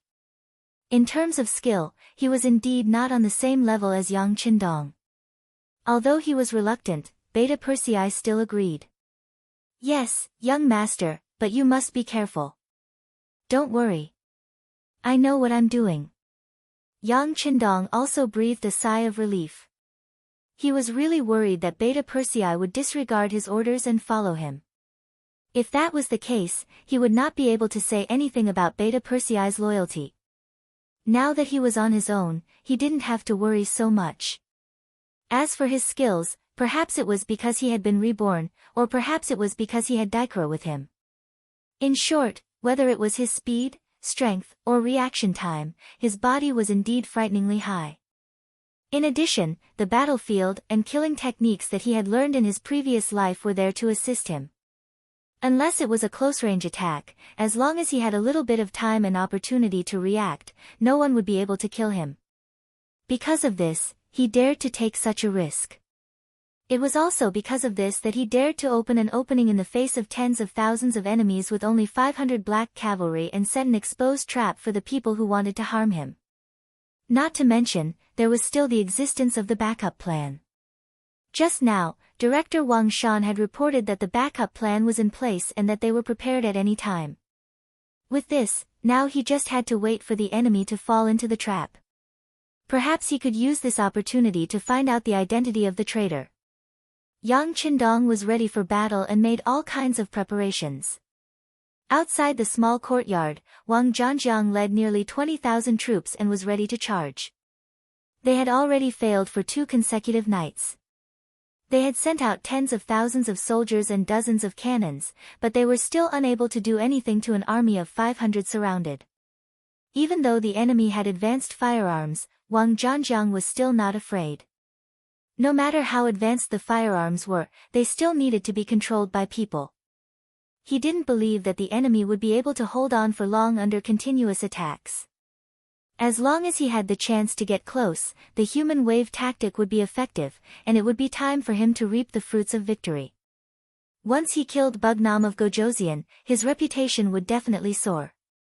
At that time, who would dare to look down on him? When that time came, he would be the #1 hero in the world. With this thought in mind, Wang Zhanjiang felt quite excited, and the tiredness that he had felt for the past few days seemed to have lessened. While he was looking forward to it, the sky finally darkened. Wang Zhanjiang, who couldn't wait any longer, ordered the attack to begin as soon as the sky darkened. Fire arrows flew out one after another and flew towards the surroundings of the small courtyard. In order to ensure that everyone's vision was not obstructed, Wang Zhanjiang changed his strategy of fighting in the dark 2 nights ago. He prepared countless fire arrows in advance in order to illuminate the surroundings and find the weak points of the Black Cavalry's defense to find the best path to attack. Thousands of fire arrows suddenly flew up and landed around the small courtyard. Under the connected fire, the small courtyard was illuminated as if it was daytime. The trenches dug in the small courtyard also appeared in Wang Zhanjiang's sight. Good strategy, ha! Wang Zhanjiang laughed excitedly as he instantly understood the Black Cavalry's strategy. During the day, the black cavalry used all kinds of methods to conceal themselves and only dug trenches. They only entered the trenches when it was dark. If they continued to attack in the dark, then even if they died in battle, no one would be able to figure out what method the black cavalry used. Now that the trenches were right in front of him, Wang Zhanjiang, who understood everything, had a better plan in mind. Men, prepare to light a fire and release smoke. Smoke attack was one of the most commonly used methods on the battlefield. In history, there were many records of victory through smoke attacks. However, because of the many limitations of this method of attack, although it was a good method, there were not many people who used it. But now, the black cavalry was surrounded within a certain range, so using smoke attacks was a good method. Under Wang Zhanjiang's order, the soldiers quickly carried dry firewood and lit it. Then, they continued to add wet firewood to the fire. Soon, smoke rose, and under the incessant fanning of the soldiers of the 3 provinces, the smoke began to blow towards the small courtyard. They're going to release smoke. With the help of the night vision device, Ba Daojiang, who was guarding the first line of defense, quickly discovered Wang Zhanjiang's intention. However, he did not panic. On the contrary, the corner of his mouth revealed a disdainful smile. At this moment, if Wang Zhanjiang could stand in front of him, he could not help but scold him for his stupidity. In front of long-range firearms, what was the effect of releasing smoke? Did they not know that all they needed to do was to land a shell on the pile of firewood to solve all the problems? Come on, where are the rocket launchers? Aim them at the pile of firewood and blow it up, Ba Daojiang said with a confident face. The rocket launchers beside him immediately got ready. Before the smoke could completely form, the rocket launchers were already fired at the small courtyard, raising the pile of firewood to the ground. Not only did the smoke not have any effect, but more than 10 people were killed or injured because of the rocket launcher. Wang Zhanjiang frowned. He was very curious about how the enemy could see his movements clearly when the sky was dark and the smoke was thick. Although it was the 16th day of the lunar calendar, the time when the moon was full, he shook his head. Shaking his head, he pushed the unhappiness in his heart to the bottom of his heart. Now was not the time to think about this. There was not much time left for him. If he could not take down Yang Qindong tonight, he was afraid that his head would be removed from his body. Men, beat the drums, charge! Under the illumination of the moonlight, accompanied by the flames everywhere, the soldiers of the 3 provinces began their suicidal charge. Just like a few days ago, the black shadows were everywhere. The soldiers of the 3 provinces pressed forward with a fearless look. Under the supervision of Wang Zhanjiang, the soldiers reluctantly charged forward. Open fire! The 500 black cavalry soldiers were naturally not going to be polite. With a shout, Ba Daojiang, who was in charge of the first line of defense, gave the order to open fire. In fact, after 2 days of fighting, the number of black cavalry soldiers was less than 500. To be precise, 13 soldiers were injured to varying degrees and could no longer participate in the battle. They could only stay in the main courtyard with Yang Qindong. Even so, the 487 black cavalry soldiers were armed with all kinds of advanced firearms. They were like a piece of metal, preventing the soldiers of the 3 provinces from approaching from all directions. Dense gunshots rang out, and the black shadows fell one by one. This battle made everyone realize the importance of weapons. When the weapons were advanced to a certain extent, it was already impossible to make up for it with manpower. The gunshots continued, and the casualties of the 3 provinces continued to increase. When the news reached the ears of General Wang Zhanjiang, he was calm like an old monk, and did not even frown. All of this was within his expectations. Although he did not understand where the black cavalry got the firearms and ammunition, he had no choice. In a battle of life and death, in order to give Zhu Huihua an explanation, even if he had to sacrifice all of his soldiers, so what? As long as he could get rid of Yang Qindong, all of this was worth it in his eyes. A general's success was built on thousands of bones. At this moment, there was a clear reflection of the cruelty of war. Wang Zhanjiang personally supervised the battle. If any soldier wanted to retreat out of fear, once discovered, they would be killed without mercy. In this kind of battle where they would die regardless of whether they rushed forward or retreated, the soldiers had no choice. After getting used to obeying orders, they could only hope that they would be lucky enough to break through the blockade of the black cavalry and rush into the small courtyard. The soldiers of the three provincial armies, who had no other choice, showed the madness that they should have when they only had one path left to charge. Although the number of dead and injured soldiers kept increasing, after paying a huge price, they finally got closer and closer to the defending Black Knight Dragon Guards. When they were within an arrow's range, all kinds of bows and arrows began to fly, and the pressure began to increase. Chapter 1576. What's going on? Beat them back. Don't let any arrows threaten us. More and more arrows rained down on the trenches. Some of the black cavalry soldiers had already been hit by arrows. Although none of them were killed, more than a dozen soldiers were injured. Some of them even had their arms injured. This made it impossible for them to continue using their firearms in a short period of time. As Ba Daojiang shouted, a look of indignation appeared on his face. However, he didn't have a better idea. Tonight, the soldiers of the three provinces were rushing over without regard for their lives. Although the firearms in their hands were very powerful, they had limited manpower. There were less than 500 people, and they needed to guard the four directions. It was destined that the counterattack they could make was very limited. Fire 2 waves of grenades in a row.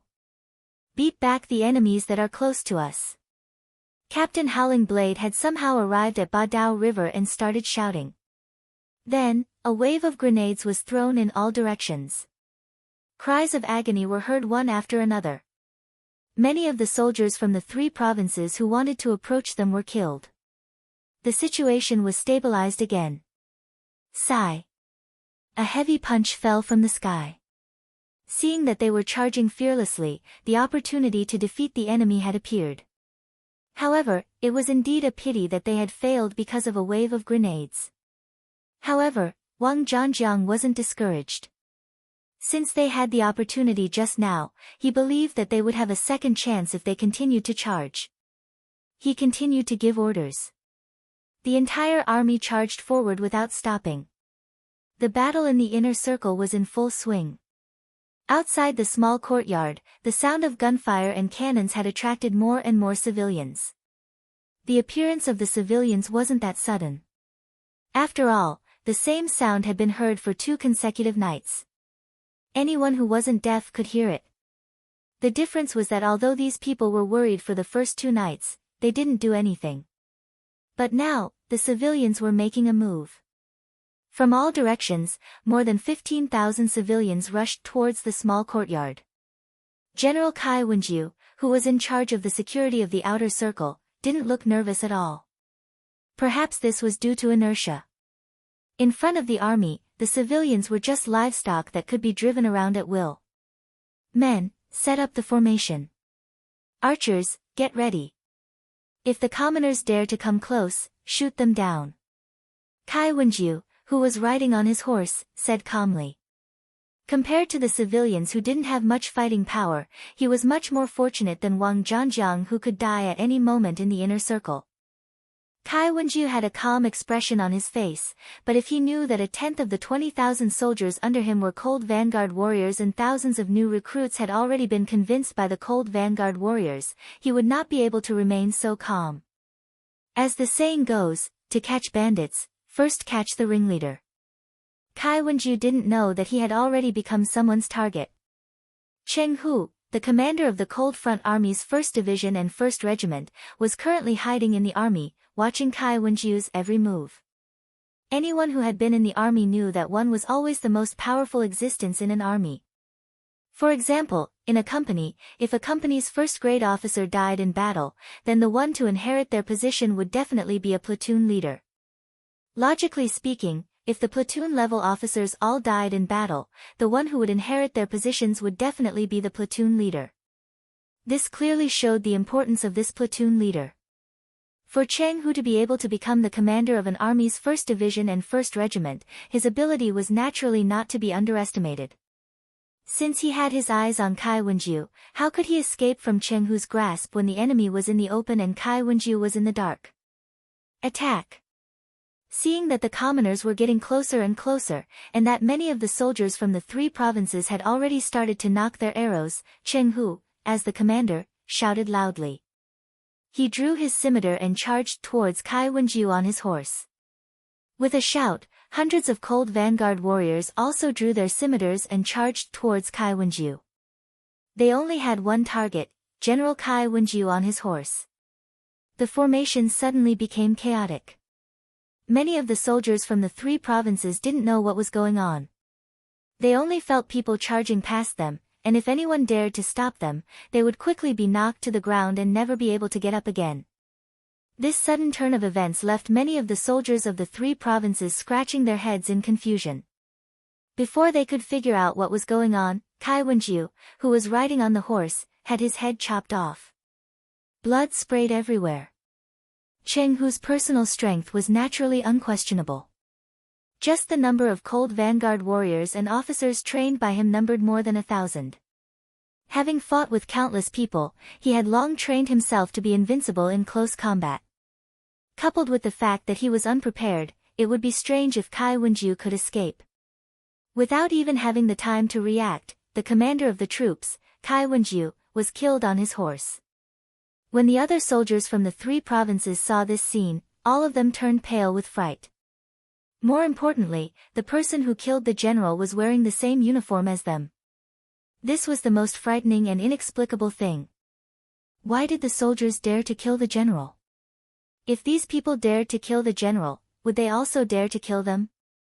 Put down your weapons and kneel on the ground. Otherwise, you will be killed without mercy. Waves of shouts came out one after another. More and more recruits with red cloth wrapped around their arms jumped out and shouted. The united front work done before finally played a decisive role at this moment. Cheng Hu's sudden attack and the active cooperation of his 4 battalion commanders, including Feng Zhan and Wang Jinlong, made the soldiers from the 3 provinces squat on the ground in confusion. Although they still didn't know what was going on, one thing was clear. If they didn't drop their weapons and squat on the ground now, they would die. This had been proven by the fact that their comrades had been killed for no reason just now. There were more and more civilians on the periphery, and the soldiers from the 3 provinces were getting closer and closer. Although there were nearly 100 spies from the Security Bureau encouraging everyone to act as the mainstay, when the soldiers from the 3 provinces were getting closer and closer, many civilians couldn't help but slow down.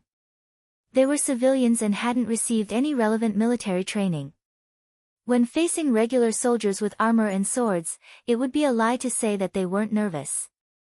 But when they thought that if Bugnam of Gojoseon died in Yunnan Prefecture, the 5-star army would definitely take revenge. At that time, they would also be unable to escape death. Their confidence was strengthened a lot, and they didn't seem to be as scared as before. What's going on? Why isn't anyone shooting at us? Yeah, why do I see that many of these soldiers are squatting down? The distance was getting closer and closer. When they were less than 30 steps away, the civilians at the front finally saw the movements of the soldiers from the 3 provinces. The spies mixed in the crowd played a role at this time. Thinking of what the director said before, that someone would cooperate with them, how could they not know what was going on? Immediately, one by one, they shouted in the crowd, "The soldiers are mutinous. They are on the same side as us. Now, let's go with them and rescue Bugnam of Gojoseon." As soon as such shouts appeared, they rose and fell one after another without end. All the spies in the crowd also shouted in all directions, hoping to convey this fact to the ears of every civilian, so that they could move forward without worry. The fact that there were no arrows from afar was enough to explain everything. After knowing that the soldiers were like them and didn't want anything to happen to Bugnam of Gojoseon, the number of soldiers increased by a lot. They were no longer afraid, and each of them moved faster than before. There was a mutiny on the outside, and it wouldn't be long before it affected the inside. Under the attack from both sides, Wang Zhanjiang's fate was already sealed, and Yang Qindong's safety would naturally be guaranteed. It was at this time that Yang Qindong, to everyone's surprise, broke out from the east alone in a golden cloak. His body was like a fox, and he was as fast as a cheetah. This was the true portrayal of Yang Qindong's current situation. In the darkness, the golden cloak shone like a beacon. After he rushed out, he was locked on by many eyes. Golden cloak, that must be Bugnam of Gojoseon. Go after him. In the darkness, Muang, who was paying close attention to everything, like a viper lurking in the dark, had a flash of excitement in his eyes. He naturally saw the intensity of the battle just now.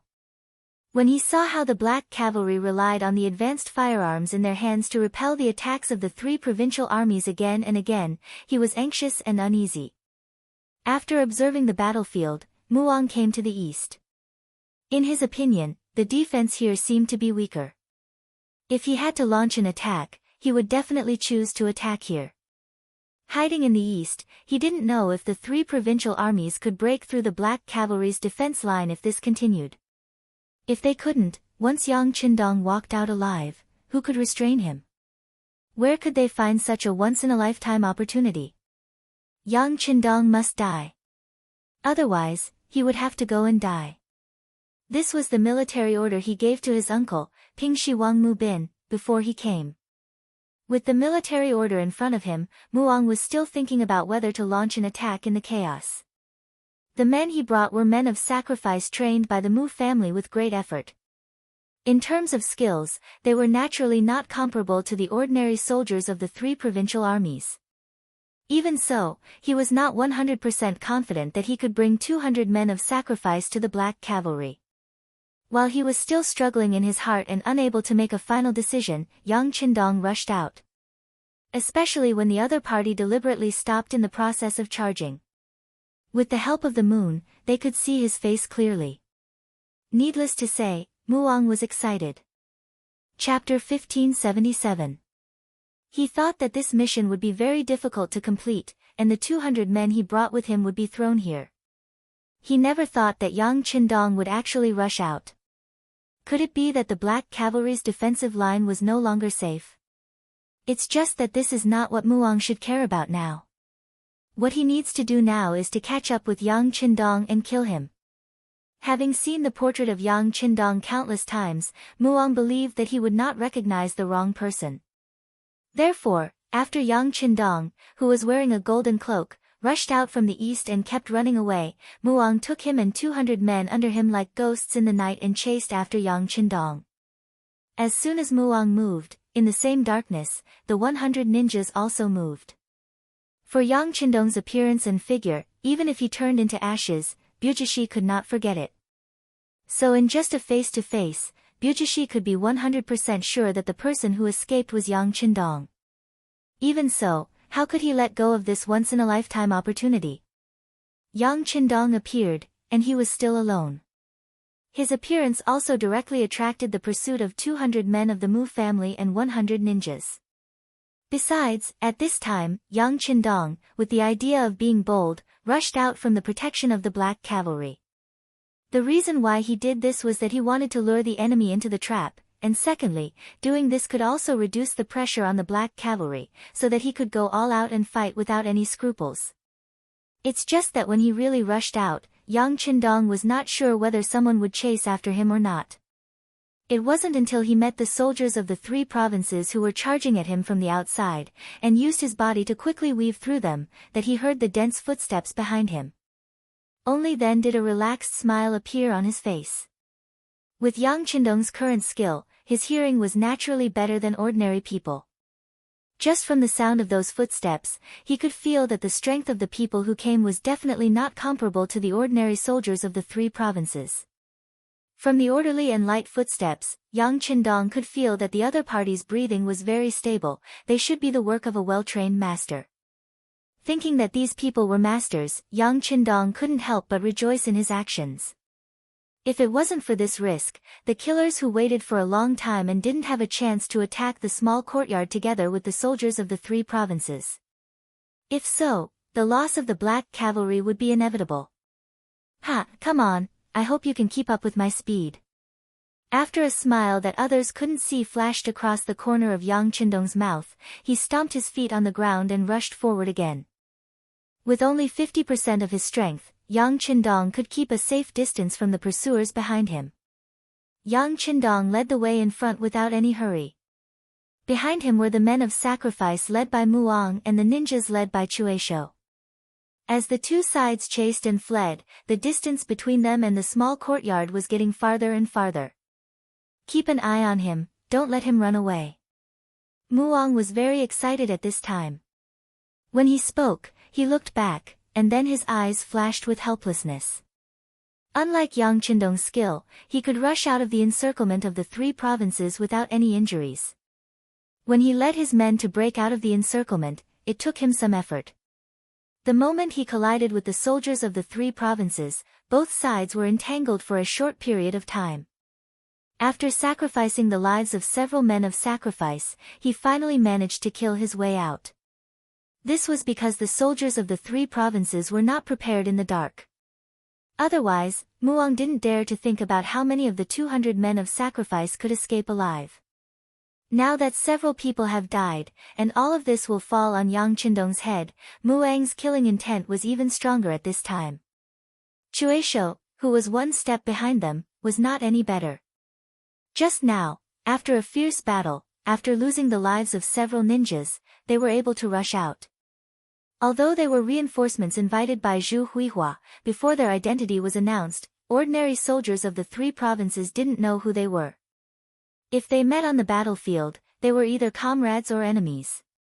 Several ninjas died before they could catch up with the main character. Chueisho was also angry, but when he thought that he could finally catch Yang Qindong, his mood became excited again. He knew the importance of this battle. It will indicate whether the ninjas can be independent of Yang Xia, and whether they have the opportunity to rebuild the small Japanese empire. And for this great goal, even if they use all their strength, even if they lose their lives, it is worth it. Both of them looked like they would not give up until they achieved their goal. The 2 teams followed Yang Qindong's footsteps closely and weaved through the southern cloud manor. Yang Qindong, who was walking in front, was undoubtedly the most relaxed person. If he wanted to, with his strength, he could easily get rid of the tail behind him, but he didn't do that. He wanted to see if there was a second force that wanted to take his life. In this way, one side fled, while the other chased for about half an hour. Even when Yang Qindong felt tired, he still didn't find any new enemies. He knew that the dark forces in Yunnan Mansion were only these.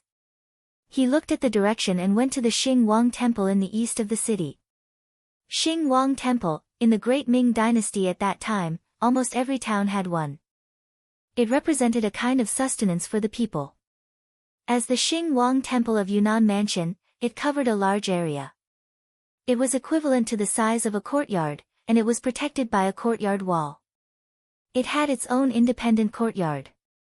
This was the cemetery Yang Qindong prepared for the people chasing behind him, and it was also the place where Yang Qindong prepared a backup plan.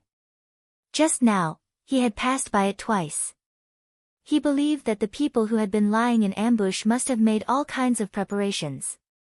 It was time to close the net. When he came to the Xing Wang Temple again, Yang Qindong flashed and jumped in the wall. His whole person disappeared into the darkness like a ghost. Following behind him were Muang and the others. Several men with good body skills also flew up, grabbed the courtyard wall and jumped in. Soon the door was opened from the inside, and more men rushed in from the door. Nearly 200 men rushed into the Xing Wang Temple with the fastest speed, which made Ashiki, who followed closely behind, couldn't help but stop. He only stopped for a few seconds, and then he rushed in with nearly 100 ninjas. "Who are you people?" As soon as they entered the courtyard, a group of men turned around and surrounded Ashiki and the others. The ninjas were not willing to be outdone, and they all held their ninja swords in their hands, ready to fight at any time. During the pursuit, Muang knew that there was another group of pursuers behind him. However, he didn't know who these people were, so he didn't pay attention to them. After all, killing Yang Qindong was the most important task. But now, the two sides finally collided, and it was time for an explanation. "Don't be nervous, we are also looking for Bugnam of Gojoseon to take his life. Ishiki stepped forward and looked at Muong, who was nervous. This wasn't because Ishiki was afraid of Muong. In this dark night, although he didn't have the number of people, he was confident that he could win. It's just that he didn't forget that Yang Qindong was his target, and he didn't want to complicate things before that. How could Muong not think the same way? Although he didn't know the strength of his opponents, he didn't see them coming. However, when they saw him, they did not immediately attack him. This proved everything. They weren't Yang Qindong's subordinates, and with this, he won't be an enemy before completing the mission. Well, I will believe you for the time being. Now Yang Qindong is in this Xing Wang temple, let's look for him carefully. Muong stopped his men from attacking and turned around to go inside the Xing Wang temple. He had already arranged people to guard outside the temple. If Yang Qindong wanted to escape, he wouldn't be able to escape from his eyes. The two groups of people were divided into several teams, and they began to slowly move forward. They went to one temple after another, and it seemed like they were going to turn this place upside down to find Yang Qindong. In the dark, Yang Qindong's eyes had already been put on the most advanced night vision goggles, and he was watching Muong and Ishiki slowly approaching him. At this moment, Yang Qindong's eyes were filled with an inexhaustible anger, all because he saw Ishiki. Although the other party was dressed in black at this time, and there was a black mask on his face, but just like the other party could easily recognize him, he also recognized the other party. Ishiki is dead, he died in the assassination of Mandolatu. This is a well-known thing in Yangxie. But no one would have thought that in order to deter the world, Manto Ratu hung all the assassins on the wooden pole to warn the world. Because of this action, the secret agents of the Security Bureau carefully examined the corpses, but they didn't find the leader of the ninja clan, Kuroshio Shinobi. When this information was reported to Yang Qindong, he was a little more vigilant. For this reason, he has taken some precautions, but at that time, Yang Qindong was still optimistic that Ishiki might have been burned, or he might have escaped with serious injuries and died. After all, he is a special ninja, and his strength is not comparable to ordinary people. This was just a kind of hope. However, when Chue Shi appeared in the Xing Wang temple, Yang Qindong knew that he had been too optimistic. This person is not dead, and he wants to kill him. Thinking that if he didn't save him, Ishiki would have died, and there would be no ninja today. And it was his own kindness that led to all of this. The anger in his heart couldn't be extinguished. Yang Qindong hates betrayal, especially after betrayal, they want to harm him. With this, there will be no good result for Ishiki today. Chapter 1578. Get ready to do it. In the end, Yang Qindong shook his head. He knew that those were just memories. Now, it was time to make up his mind to eradicate all of this. Yang Qindong, who seemed to have made some kind of decision, walked out of the darkness wearing a golden robe. As soon as he appeared, the death warriors of the Mu family and the Japanese ninjas who were searching for him couldn't help but exclaim, and then everyone quickly rushed forward and surrounded him. With the help of the torch in his hand, the entire courtyard of the Xing Wang temple was illuminated, and Yang Qindong's face also appeared in everyone's eyes. When he saw that it was indeed Yang Qindong, Muong was overjoyed. Previously, he had been worried that the person chasing him was fake and that he would fall for a trick to lure the tiger away from the mountain. But now, he could let go of his worries. On the other side, Blowing Stone, who was wearing a night suit, frowned. The person who came is Yang Qindong, and he is confident that he won't be wrong. But because of this, he couldn't help but mutter in his heart, the other party shouldn't have come out. 1 against 300, and such elite 300 people, even if they were made of iron, they wouldn't be their opponents. But why did he know that? Why did he come out? Why? Thinking of Yang Qindong's various means before, especially the last time when Ivan's sneak attack failed, and even the 30,000 cavalry led by Yeshen were destroyed, Blowing Stone's face suddenly became ugly. Could it be that this is a trap set by Yang Qindong? When he thought of Yang Qindong's past, for some reason, Blowing Stone had a feeling of panic. Although he glanced around and didn't find anything wrong, he was still very nervous at the moment. Unlike Yang Qindong's men, Muang at this moment appeared in front of Yang Qindong as a winner. "Oh, this should be King Wunan of Damyang. I'm Muang of the Mu family. I've been waiting for a long time." The Mu family of Shiping King. Yang Qindong wasn't surprised when he heard this. He just repeated it and chuckled. Then, he didn't pay any more attention to the other party. Instead, he looked at the area under the rock. "What? Friend, are you not going to introduce yourself? Even if you want my life, you should at least let me know who you are, right?"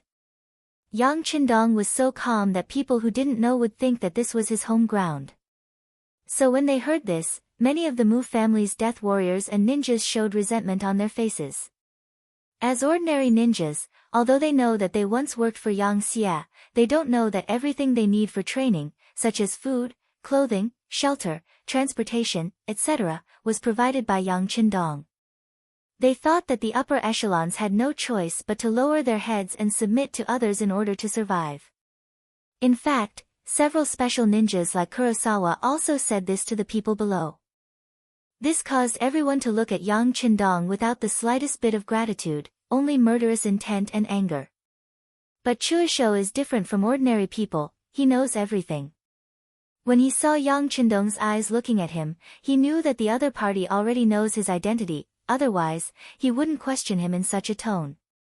When he thought about how he relied on Yang Qindong to develop and even lived until now, and it was because of Yang Qindong's help, he felt short of breath. Facing this question, he naturally didn't know how to answer. Chuisho didn't speak immediately, which caused Yang Qindong to laugh. "What's wrong? Could it be that all of you are mute? Or are you too ashamed to say your name and identity?" Yang Qindong deliberately said these words in Japanese. This is also his way of telling Chuisho that this king has already recognized his identity, and there is no point in hiding it anymore. Baka. What is he talking about? Is he looking down on us ninjas? At this time, those ninjas have already exploded, their dignity will never allow others to judge them like this. But they also know the importance of respect. At this moment, after most of the ninjas vented their dissatisfaction, they still looked at Chuisho, they want him to speak for them. He even spoke in Japanese. Chuisho knew that his identity has already been exposed. It's just that at this moment, he was no longer afraid, since he made such a choice, he must bear the consequences, so before he came, he was prepared to die, although he didn't think that this trip would be dangerous. Ha! After taking a deep breath and calming down, Chuisho finally spoke. "Bugnam of Gojoseon, long time no see, I am a special ninja of the Japanese Empire, Chuisho." It turned out to be a ninja. Muang, who saw everything from the side, couldn't help but be surprised. But soon this surprise was suppressed in the bottom of his heart. This time, he didn't want to be enemies with ninjas, but to kill Yang Qindong. As long as he can complete this task, it's just a small ninja whose country has been destroyed, he really doesn't put him in his eyes. "You finally dare to admit your identity? But why don't you call yourself a servant? And what Japanese empire did you say? Ha ha ha, wasn't it destroyed a long time ago? Now it's just a province of Yang Xie." Yang Qindong waited for Chuisho to admit his identity, then he couldn't help but laugh, his words were full of sarcasm and contempt. In the past, these ninjas under the rock claimed to be slaves in front of Yang Qindong, and even if he wanted, these people claimed to be lackeys. But now, these small titles proved their ambition. In the face of these sarcastic words, the other ninjas who understood Chinese naturally couldn't stand it, they all looked at Chuisho angrily. Chuisho wasn't much better. If it was just him and Yang Qindong here, he would just listen to some of these words, but now there are so many ninjas here, he absolutely won't allow anyone to question and disrespect him, so at this moment he suddenly shouted back.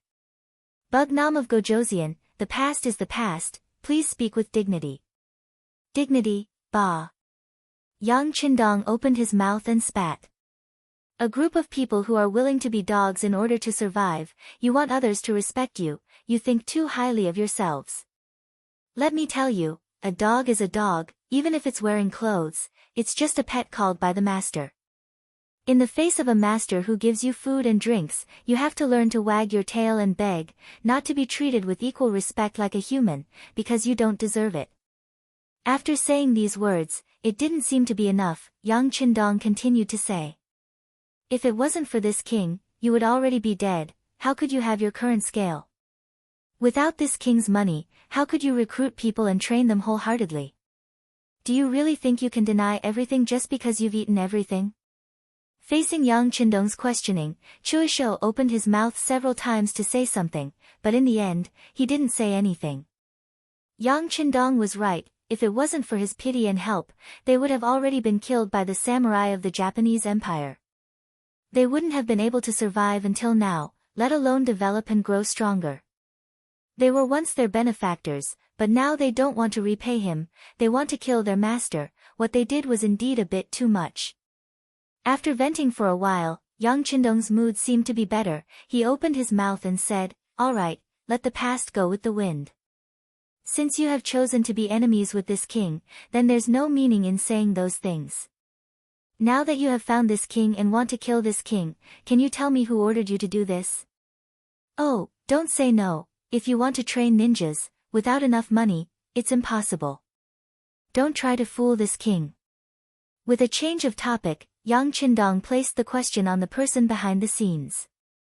This was also the answer that Yang Qindong desperately wanted to know.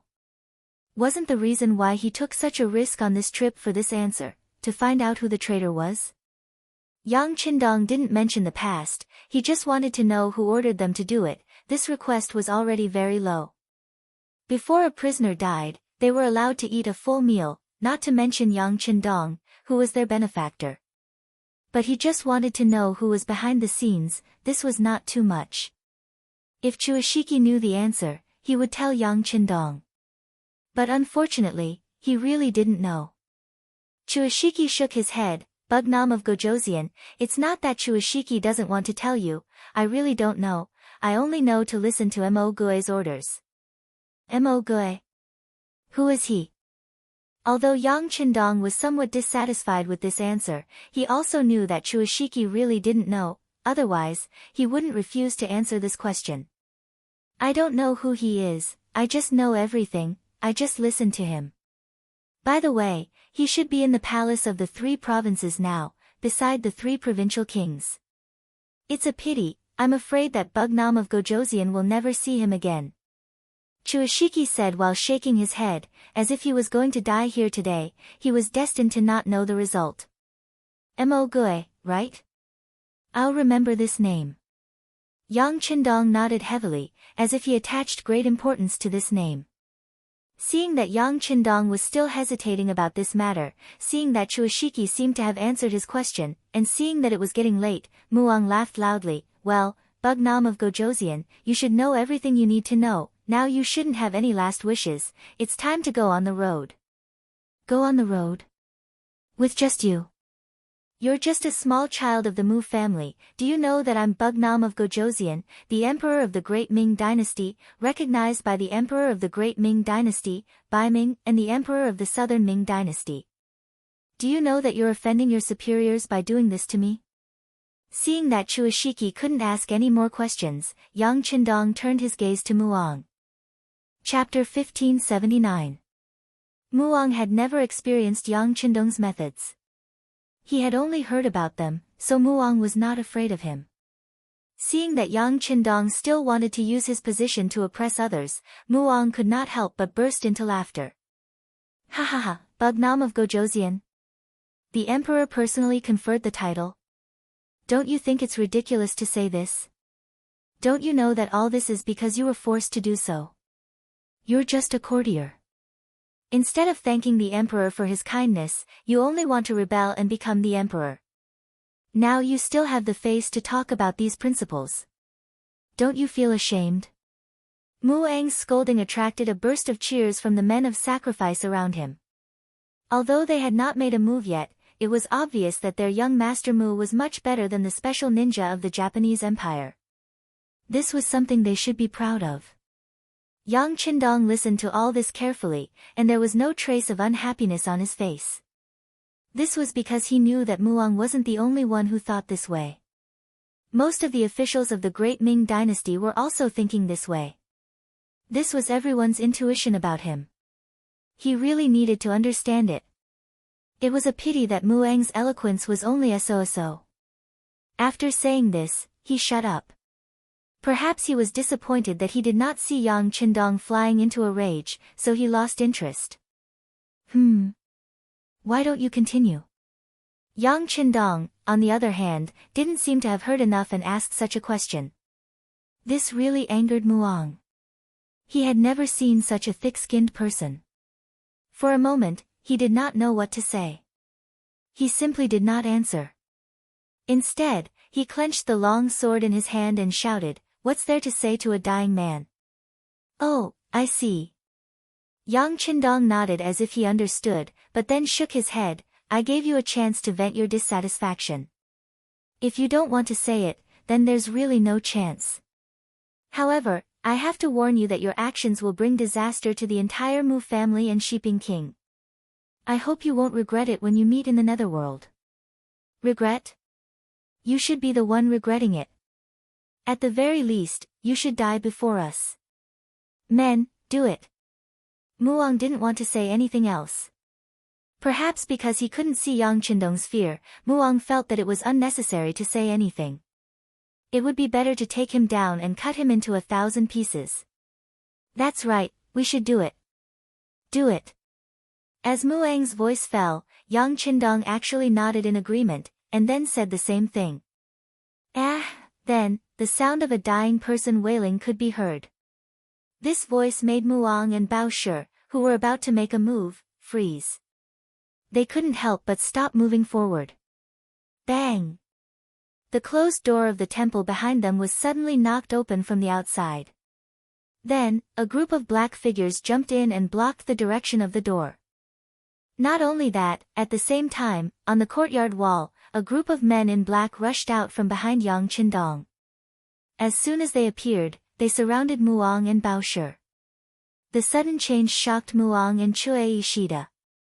Their expressions were no longer as relaxed as before.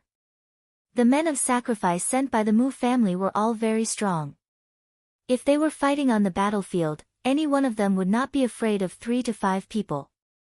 But those shouts just now were so quick that they almost didn't hear any sound of resistance. They were killed one after another. From this point of view, doesn't it mean that this person's skills were more powerful than theirs? The stronger the enemy, the more dangerous their situation would be. It would be strange if they didn't have a good expression. The only thing worth rejoicing over was that although it seemed like they were surrounded, it was clear that not many people had come. There were only a little over 100 people, which was not even half of their number. It seemed that with the advantage of numbers, they still had a fighting chance. Seemingly at the same time, Muang and Blowing Stone's eyes met. Then, almost at the same time, they opened their mouths and said the word, "Kill." They were fast, but some people were faster than them. Those men in black who suddenly appeared, they didn't know when they had the 95 style gun in their hands. Just when those men of sacrifice and ninjas were about to move, a black muzzle was pointed at them, and then there was a burst of fierce gunshots. The bullets flashed in the dark night, and ninjas and men of sacrifice who wanted to rush forward were shot down one by one. Firearms?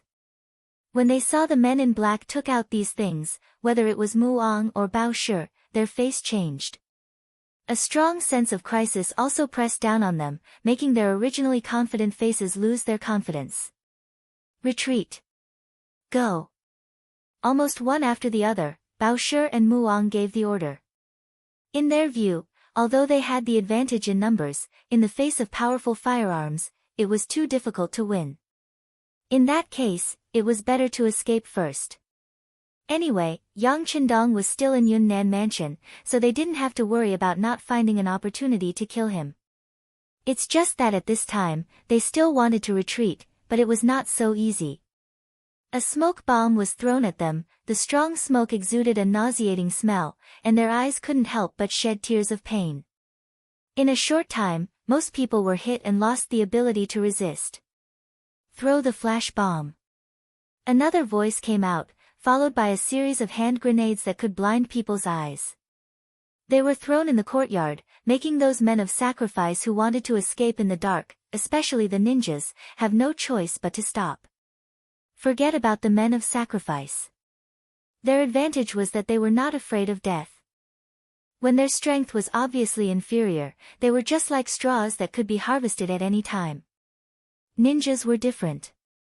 What they were good at was hiding, or sneaking, or running away with the help of various means.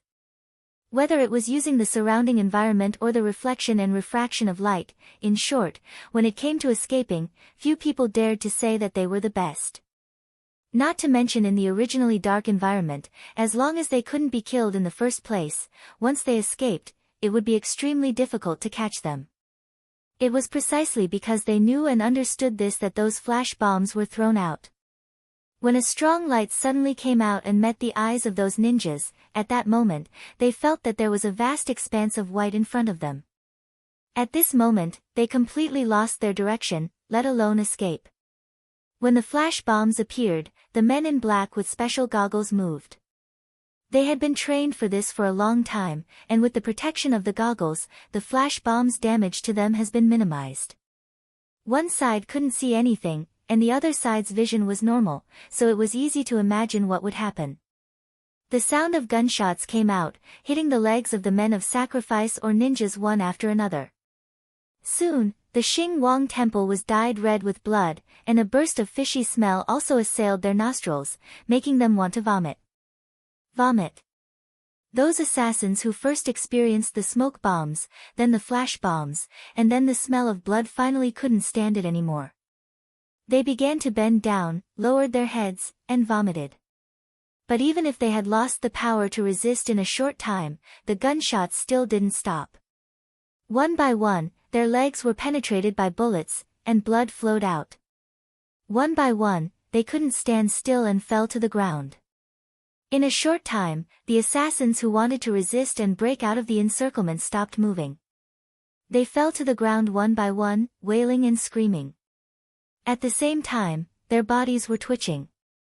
They didn't know if it was because of the gunshot wounds or because of the smell in their noses, they kept twisting their bodies in pain. Control them all. Seeing that the dust had settled, the group of black-clothed men stopped. One by one, they lit up their torches and began to walk towards the injured assassins on the ground. Fight them to the death. When a black-clothed man came to the side of a death warrior, a sudden shout resounded. Then, a figure endured the pain from his legs and suddenly pounced on him like a ferocious tiger coming down from the mountain. His momentum was extraordinary. You're courting death. The man in black with a torch in his right hand seemed to have expected this scene to happen. He just moved his body to the side and dodged the tiger's attack.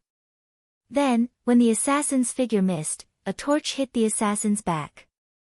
Under the powerful force, the assassin spat out another mouthful of blood. This time, he completely fainted. This scene continued to happen. Men of sacrifice were men of sacrifice. They kept fighting back.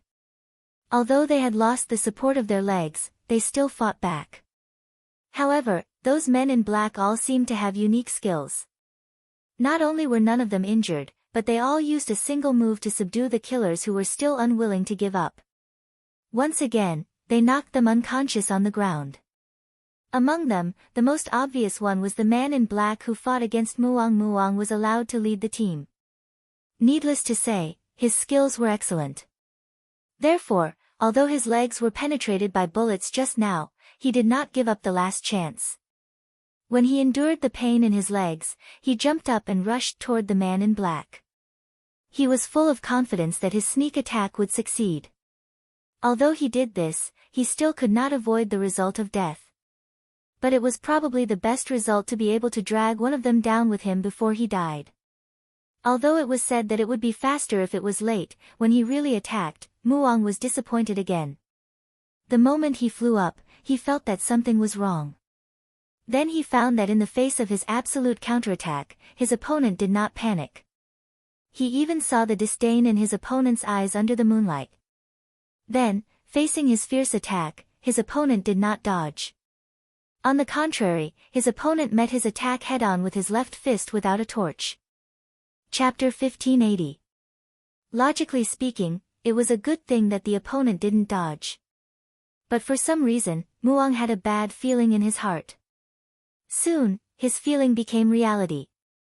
The fist collided with his body, and then he felt his whole body fall apart as if he was electrocuted. Then, he fell to the ground and fainted. But before he fainted, Muang vaguely saw a big foot stepping on his head. He didn't know what would happen next, nor did he have time to think about it, because he had already closed his eyes in pain. Okay, Violent Ape, this person's identity is important, we can't let him die now. A shout rang out behind him. Only then did the black-clothed man stop his foot that was about to land. Then, he fiercely stomped to the side, forcefully creating a shallow pit in the ground. Only then did he continue to walk forward, completing his mission of investigating the enemy. Sixth young master, Violent Ape is like this. He was born with great strength and a bad temper, but fortunately, he didn't ruin anything. Silverhand wiped the sweat on his forehead and said nervously to Yang Qindong. It's okay, as long as he doesn't die. Even if he does die, it's okay. Yang Qindong shrugged indifferently. This time, his backup plan was the soldiers of the Wolf Fang Special Forces. Over the years, the development of the Wolf Fang Special Forces wasn't fast. It could even be described as slow, but their strength was really terrifying. They spent most of their time on training, and their strength was terrifying. If it was just a one-on-one, even the Black Cavalry wouldn't be their opponent. It was precisely because of the high intensity of training that they were very strict when recruiting people, so the development speed wasn't fast. But their overall combat strength was really tyrannical. This time, Yang Qindong gave them an early order to hide in Yunnan Manor and wait for orders. Yang Qindong had a large warehouse. But he wasn't a reckless person. In order to be foolproof, he had double insurance before entering the city. For example, there was the Cold Front 1st Army's 1st Division's 1st Regiment lurking in the 3 Provincial Armies recruit camp, and there were nearly 300 Wolf Fang Special Forces members. Although there weren't many of them in total, they were the most powerful of them all. Since they were going to turn the enemy's stomach upside down, they would naturally choose quality over quantity. This time, there were a total of 130 Special Forces members who appeared at the Xingwang Temple. Each of them could fight against 10 or even dozens of people. They were well prepared and equipped with the most advanced firearms. It was only 300 assassins, and they could easily wipe them out. If it wasn't for the fact that he had to keep some of them alive to interrogate them, he would have finished off all of them with just one round of gunfire. Then again, even Muang's counterattack was easily blocked. What was the use of the others struggling? It was as if Blowstone had also launched a counterattack. His opponent was Steel Leg. Unable to use the ninja's concealment jutsu, in just 3 rounds, he was kicked in the right arm. The bones in his arm were shattered, and he fainted. Under the encirclement of 130 Wolf Fang members, no one who resisted had a good ending. Those who underestimated the enemy were seriously injured and fainted. Those who were seriously injured were directly killed. It was a clean and quick death. Yang Qindong stopped paying attention to what was happening on the battlefield after he saw the members of Wolf Fang attacking so cleanly and efficiently. Since the people who should be lured out had been lured out, there was no need for him to hide any strength. It was also time to counterattack. Silverhand, where is your captain? Reporting to the 6th young master, the captain is leading people to the periphery of the 3 provinces' king's mansion. He is just waiting for the order to enter the mansion to take the people. Silverhand was arranged to cooperate with Yang Qindong to eliminate the assassins because he was rational in doing things. But in the Wolf Fang Special Forces, the real big brother was still the Captain Tai Hu. Okay, I will take 20 people away. The rest will be left to you. Clean up this place. When they wake up, interrogate them one by one. I want to know all the secrets in their hearts. Yang Qindong patted Silverhand's shoulder and said so. Please rest assured, 6th young master, I promise to complete the task. This slap made Silverhand extremely excited. He even noticed that the other team members were looking at him with envy. This was Yang Qindong, the soul of Yang Xia, the founder of the Five-Star Army and also the founder of the Wolf Fang Special Forces. It could be said that everyone's current achievements were all thanks to Yang Qindong. A person who was like a god in their eyes actually patted him on the shoulder. How could his comrades not be envious? Yang Qindong didn't think so much. Instead, he had already left the Xing Wang Temple under the protection of 20 members of the Special Forces and went straight to the Three Provinces King's Mansion. At the Three Provinces King's Mansion, the atmosphere was a little tense at the moment. The battlefield in the small courtyard couldn't be taken down for a long time. The people in the city began to join in. When the mutiny outside, General Kai Wenju was killed and so on were reported to Zhu Huituan, his face was already very ugly. He didn't expect things to turn out like this. Men, immediately take this king's tiger tally and mobilize the troops. Invite General Luo Guan, Rajiv, Azad, and Hack from the Mengding mansion to the Yunnan mansion. No matter what, we must kill Yang Qindong. Go quickly. Zhu Huituan's voice was no longer as calm as it used to be. He couldn't help but be anxious. Once Yang Qindong escaped this time, he would be at a disadvantage righteously. In this way, the people of the three provinces who knew the truth would no longer believe him. Once they stood on Yang Qindong's side, how could he make a comeback? He wasn't afraid of the people, but an organized group of people was terrifying. Even if these people couldn't be used by him, they couldn't be used by Yang Qindong. But now, it seemed that he had underestimated the commoners' strength.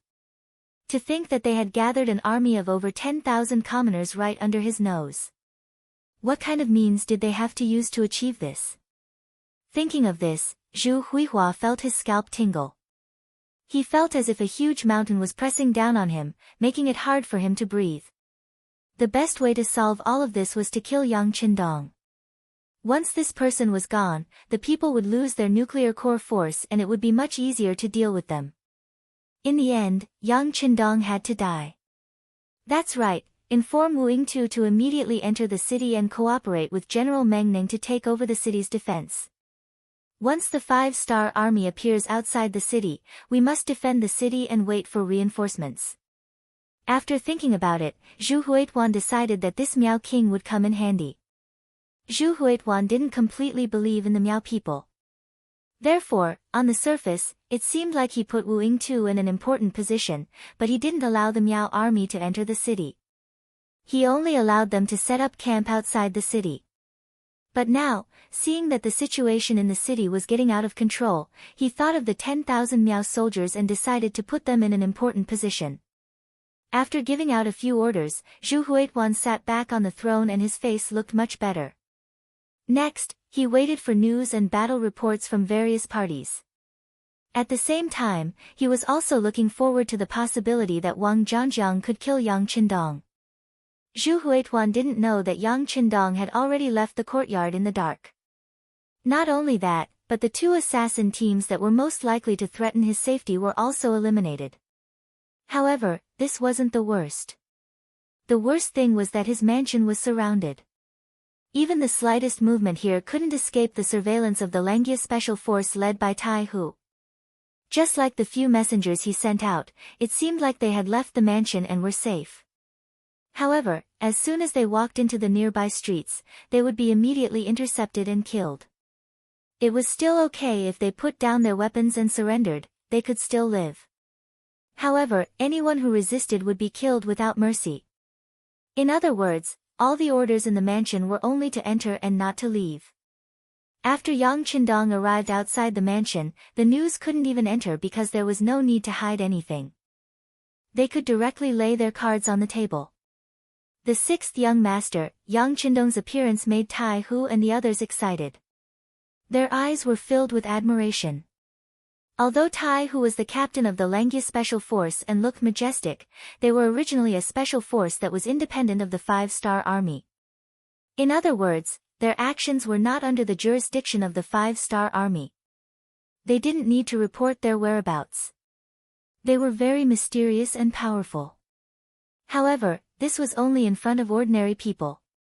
In front of Yang Qindong, these so-called arrogants could be removed one by one. It was because of Yang Qindong that the Lengyue Special Force had everything.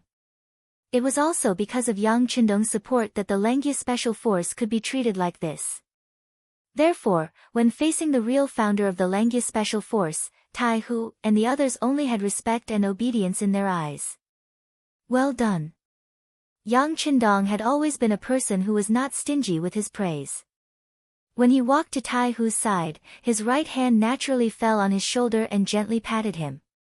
Then, he asked about the situation in the mansion. Reporting to the sixth young master, there are a total of 3 doors in the mansion, the main door, the back door, and the side door. I have arranged people to watch over these 3 doors. I guarantee that when they come out, they will be killed. All their connections with the outside world have been cut off. Tai Hu straightened his body and made a simple report of the situation. Very good. Yang Qindong nodded with satisfaction after listening. How is the situation in the mansion? If we rush in now, how confident are we in controlling this place? Reporting to the sixth young master, Skinny Monkey has already gone in just now. The situation inside is basically clear. There are about 400 bodyguards of Zhu Huihua in the mansion. There are also more than 100 servants in the mansion. They don't have much fighting power. Therefore, as long as the sixth young master gives the order, we have absolute confidence in controlling this place. However, there may be some movements.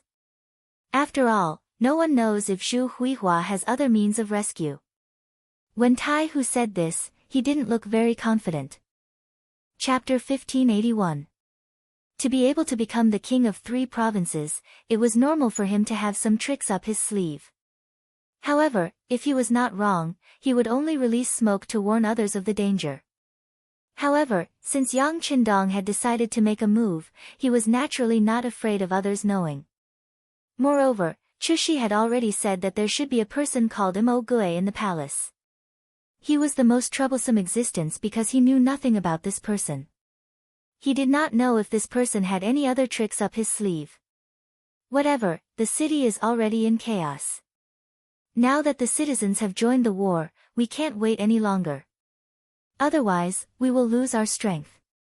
Let's do it this way. Tell everyone to get ready. We will attack in 10 minutes. We must finish the battle in the shortest time possible. As for whether there will be any reinforcements, we don't have to worry about that. With the current situation, I want to see who will come to save the king of 3 provinces. Yang Qindong made his final decision. He had 500 black cavalry soldiers to defend a few small courtyards. Now that the palace was so big, he had more than 100 Wolf Fang Special Force soldiers. He was more confident in facing any unexpected situation. One must know that there was everything in the warehouse. At worst, he could take out a small portion of the weapons in the warehouse and it would be enough to solve any problems. Not to mention, once Shu Huichun was taken down, the people of the 3 provinces would be in danger. Who would think that they would come to save him? Since Yang Qindong had said so, Tai Hu naturally did not have any doubts. After saluting, he immediately went to make arrangements. After the most elite Wolf Fang took action, they had already formulated 3 battle plans in just 10 minutes. This was to ensure that once an unknown situation occurred, they would be able to guarantee that they could immediately change the plan to solve the problem. 6th Young Master. When Tai Hu came in front of Yang Qindong again, his face was full of confidence. Let's do it. Yang Qindong of course knew that this was already prepared. He nodded his head. Let's do it. Tai Hu immediately turned around. Even though the sun had not risen yet, when he uttered those 2 words, hundreds of black shadows could be seen moving in different directions. They were advancing towards the prince mansions of the 3 provinces from 3 different directions. The battle outside was in full swing. Although the atmosphere in the 3 provincial palaces was a little tense, no one thought that there would be danger here. After all, the southern cloud manor was still in the hands of their king. Therefore, ordinary people were still doing what they were supposed to do. Many of the guards were still sleeping and resting. Only a portion of the guards were patrolling the mansion, but they were just walking around. When the members of the special forces suddenly appeared like ghosts, many of the guards fell to the ground before they could react to what had happened. Most of them had a fatal wound on their bodies. One of the weapons that the special forces members were most used to using was the three-pronged bayonet. This type of weapon was already banned in the future. Its lethality was too great. Once one was injured by it, one would basically die from excessive bleeding. Scheming against the unsuspecting. With the strong attacking the weak, the patrolling guards didn't even have time to react before a third of them died. At this moment, someone finally reacted and began to shout loudly to warn the others. However, shouting at this moment wouldn't affect the overall situation. Even if the guards who were already resting woke up and took out their swords, they would only be able to hold on for a little longer. Not good, not good. A guard rushed into the main hall of the prince mansion and knelt down in front of the prince of the three provinces, Zhu Huichen. What's going on? Why are you so flustered? Zhu Huichen was unhappy. On the other hand, Chen Tian, who was standing at the side waiting for news, had an extremely ugly expression. This was because he could vaguely hear the battle cries and it didn't seem to be far away. This made his scalp tingle. Reporting to your majesty, someone suddenly launched an attack on the prince mansion. The guards, what's wrong with the guards? Zhu Huichen walked forward impatiently and grabbed the guard's collar as he asked anxiously. The guards can't hold on anymore. What? Hearing this, Zhu Huichen couldn't help but let go of his right hand and involuntarily took a few steps back until he came to Chen Tian's side. After being supported by Chen Tian, he stopped. However, his face was pale and it was obvious that he was frightened. Even Chen Tian, who was behind him, wasn't any better. This was because he didn't expect that someone would have designs on the prince mansion at this time and harm the prince mansion. However, intuitively, he still didn't think that it was Yang Qindong's doing. This was Yunnan Manor and the other party was surrounded in the small courtyard. Logically speaking, the other party should be unable to protect himself. Why would they come to find trouble with him? How would Chen Tian know that Yang Qindong's personal strength was strong? Under the dark sky, with his master-level movement technique, unless someone was watching him, it wouldn't be difficult for him to break out of the encirclement. Chen Tian didn't think that it was Yang Qindong's doing. He looked at the guard and asked, "Do you know who is coming?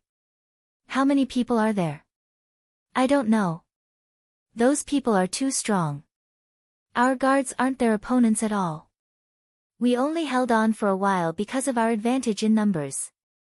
However, now that we don't have the advantage in numbers, we can't hold on any longer. Your Majesty, please think of a way." The guard who reported the news shook his head. Under the dark sky, how could he have the time to observe those things? He was only here to report the news. On the other hand, Zhu Huichen was worthy of being the king of three provinces. He still had some courage.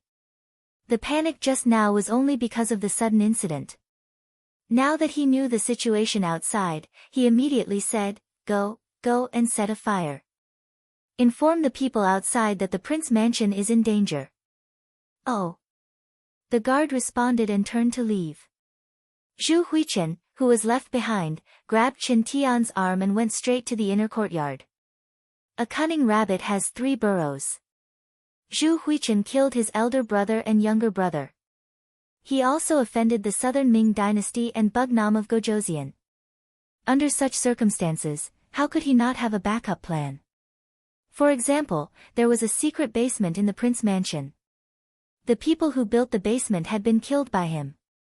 Now, as long as he hid there, it would be difficult to be discovered. Zhu Huichen pulled Chen Tian and didn't take anyone else with him. He didn't even care about his family members. He quietly disappeared from the prince mansion and hid in a secret room.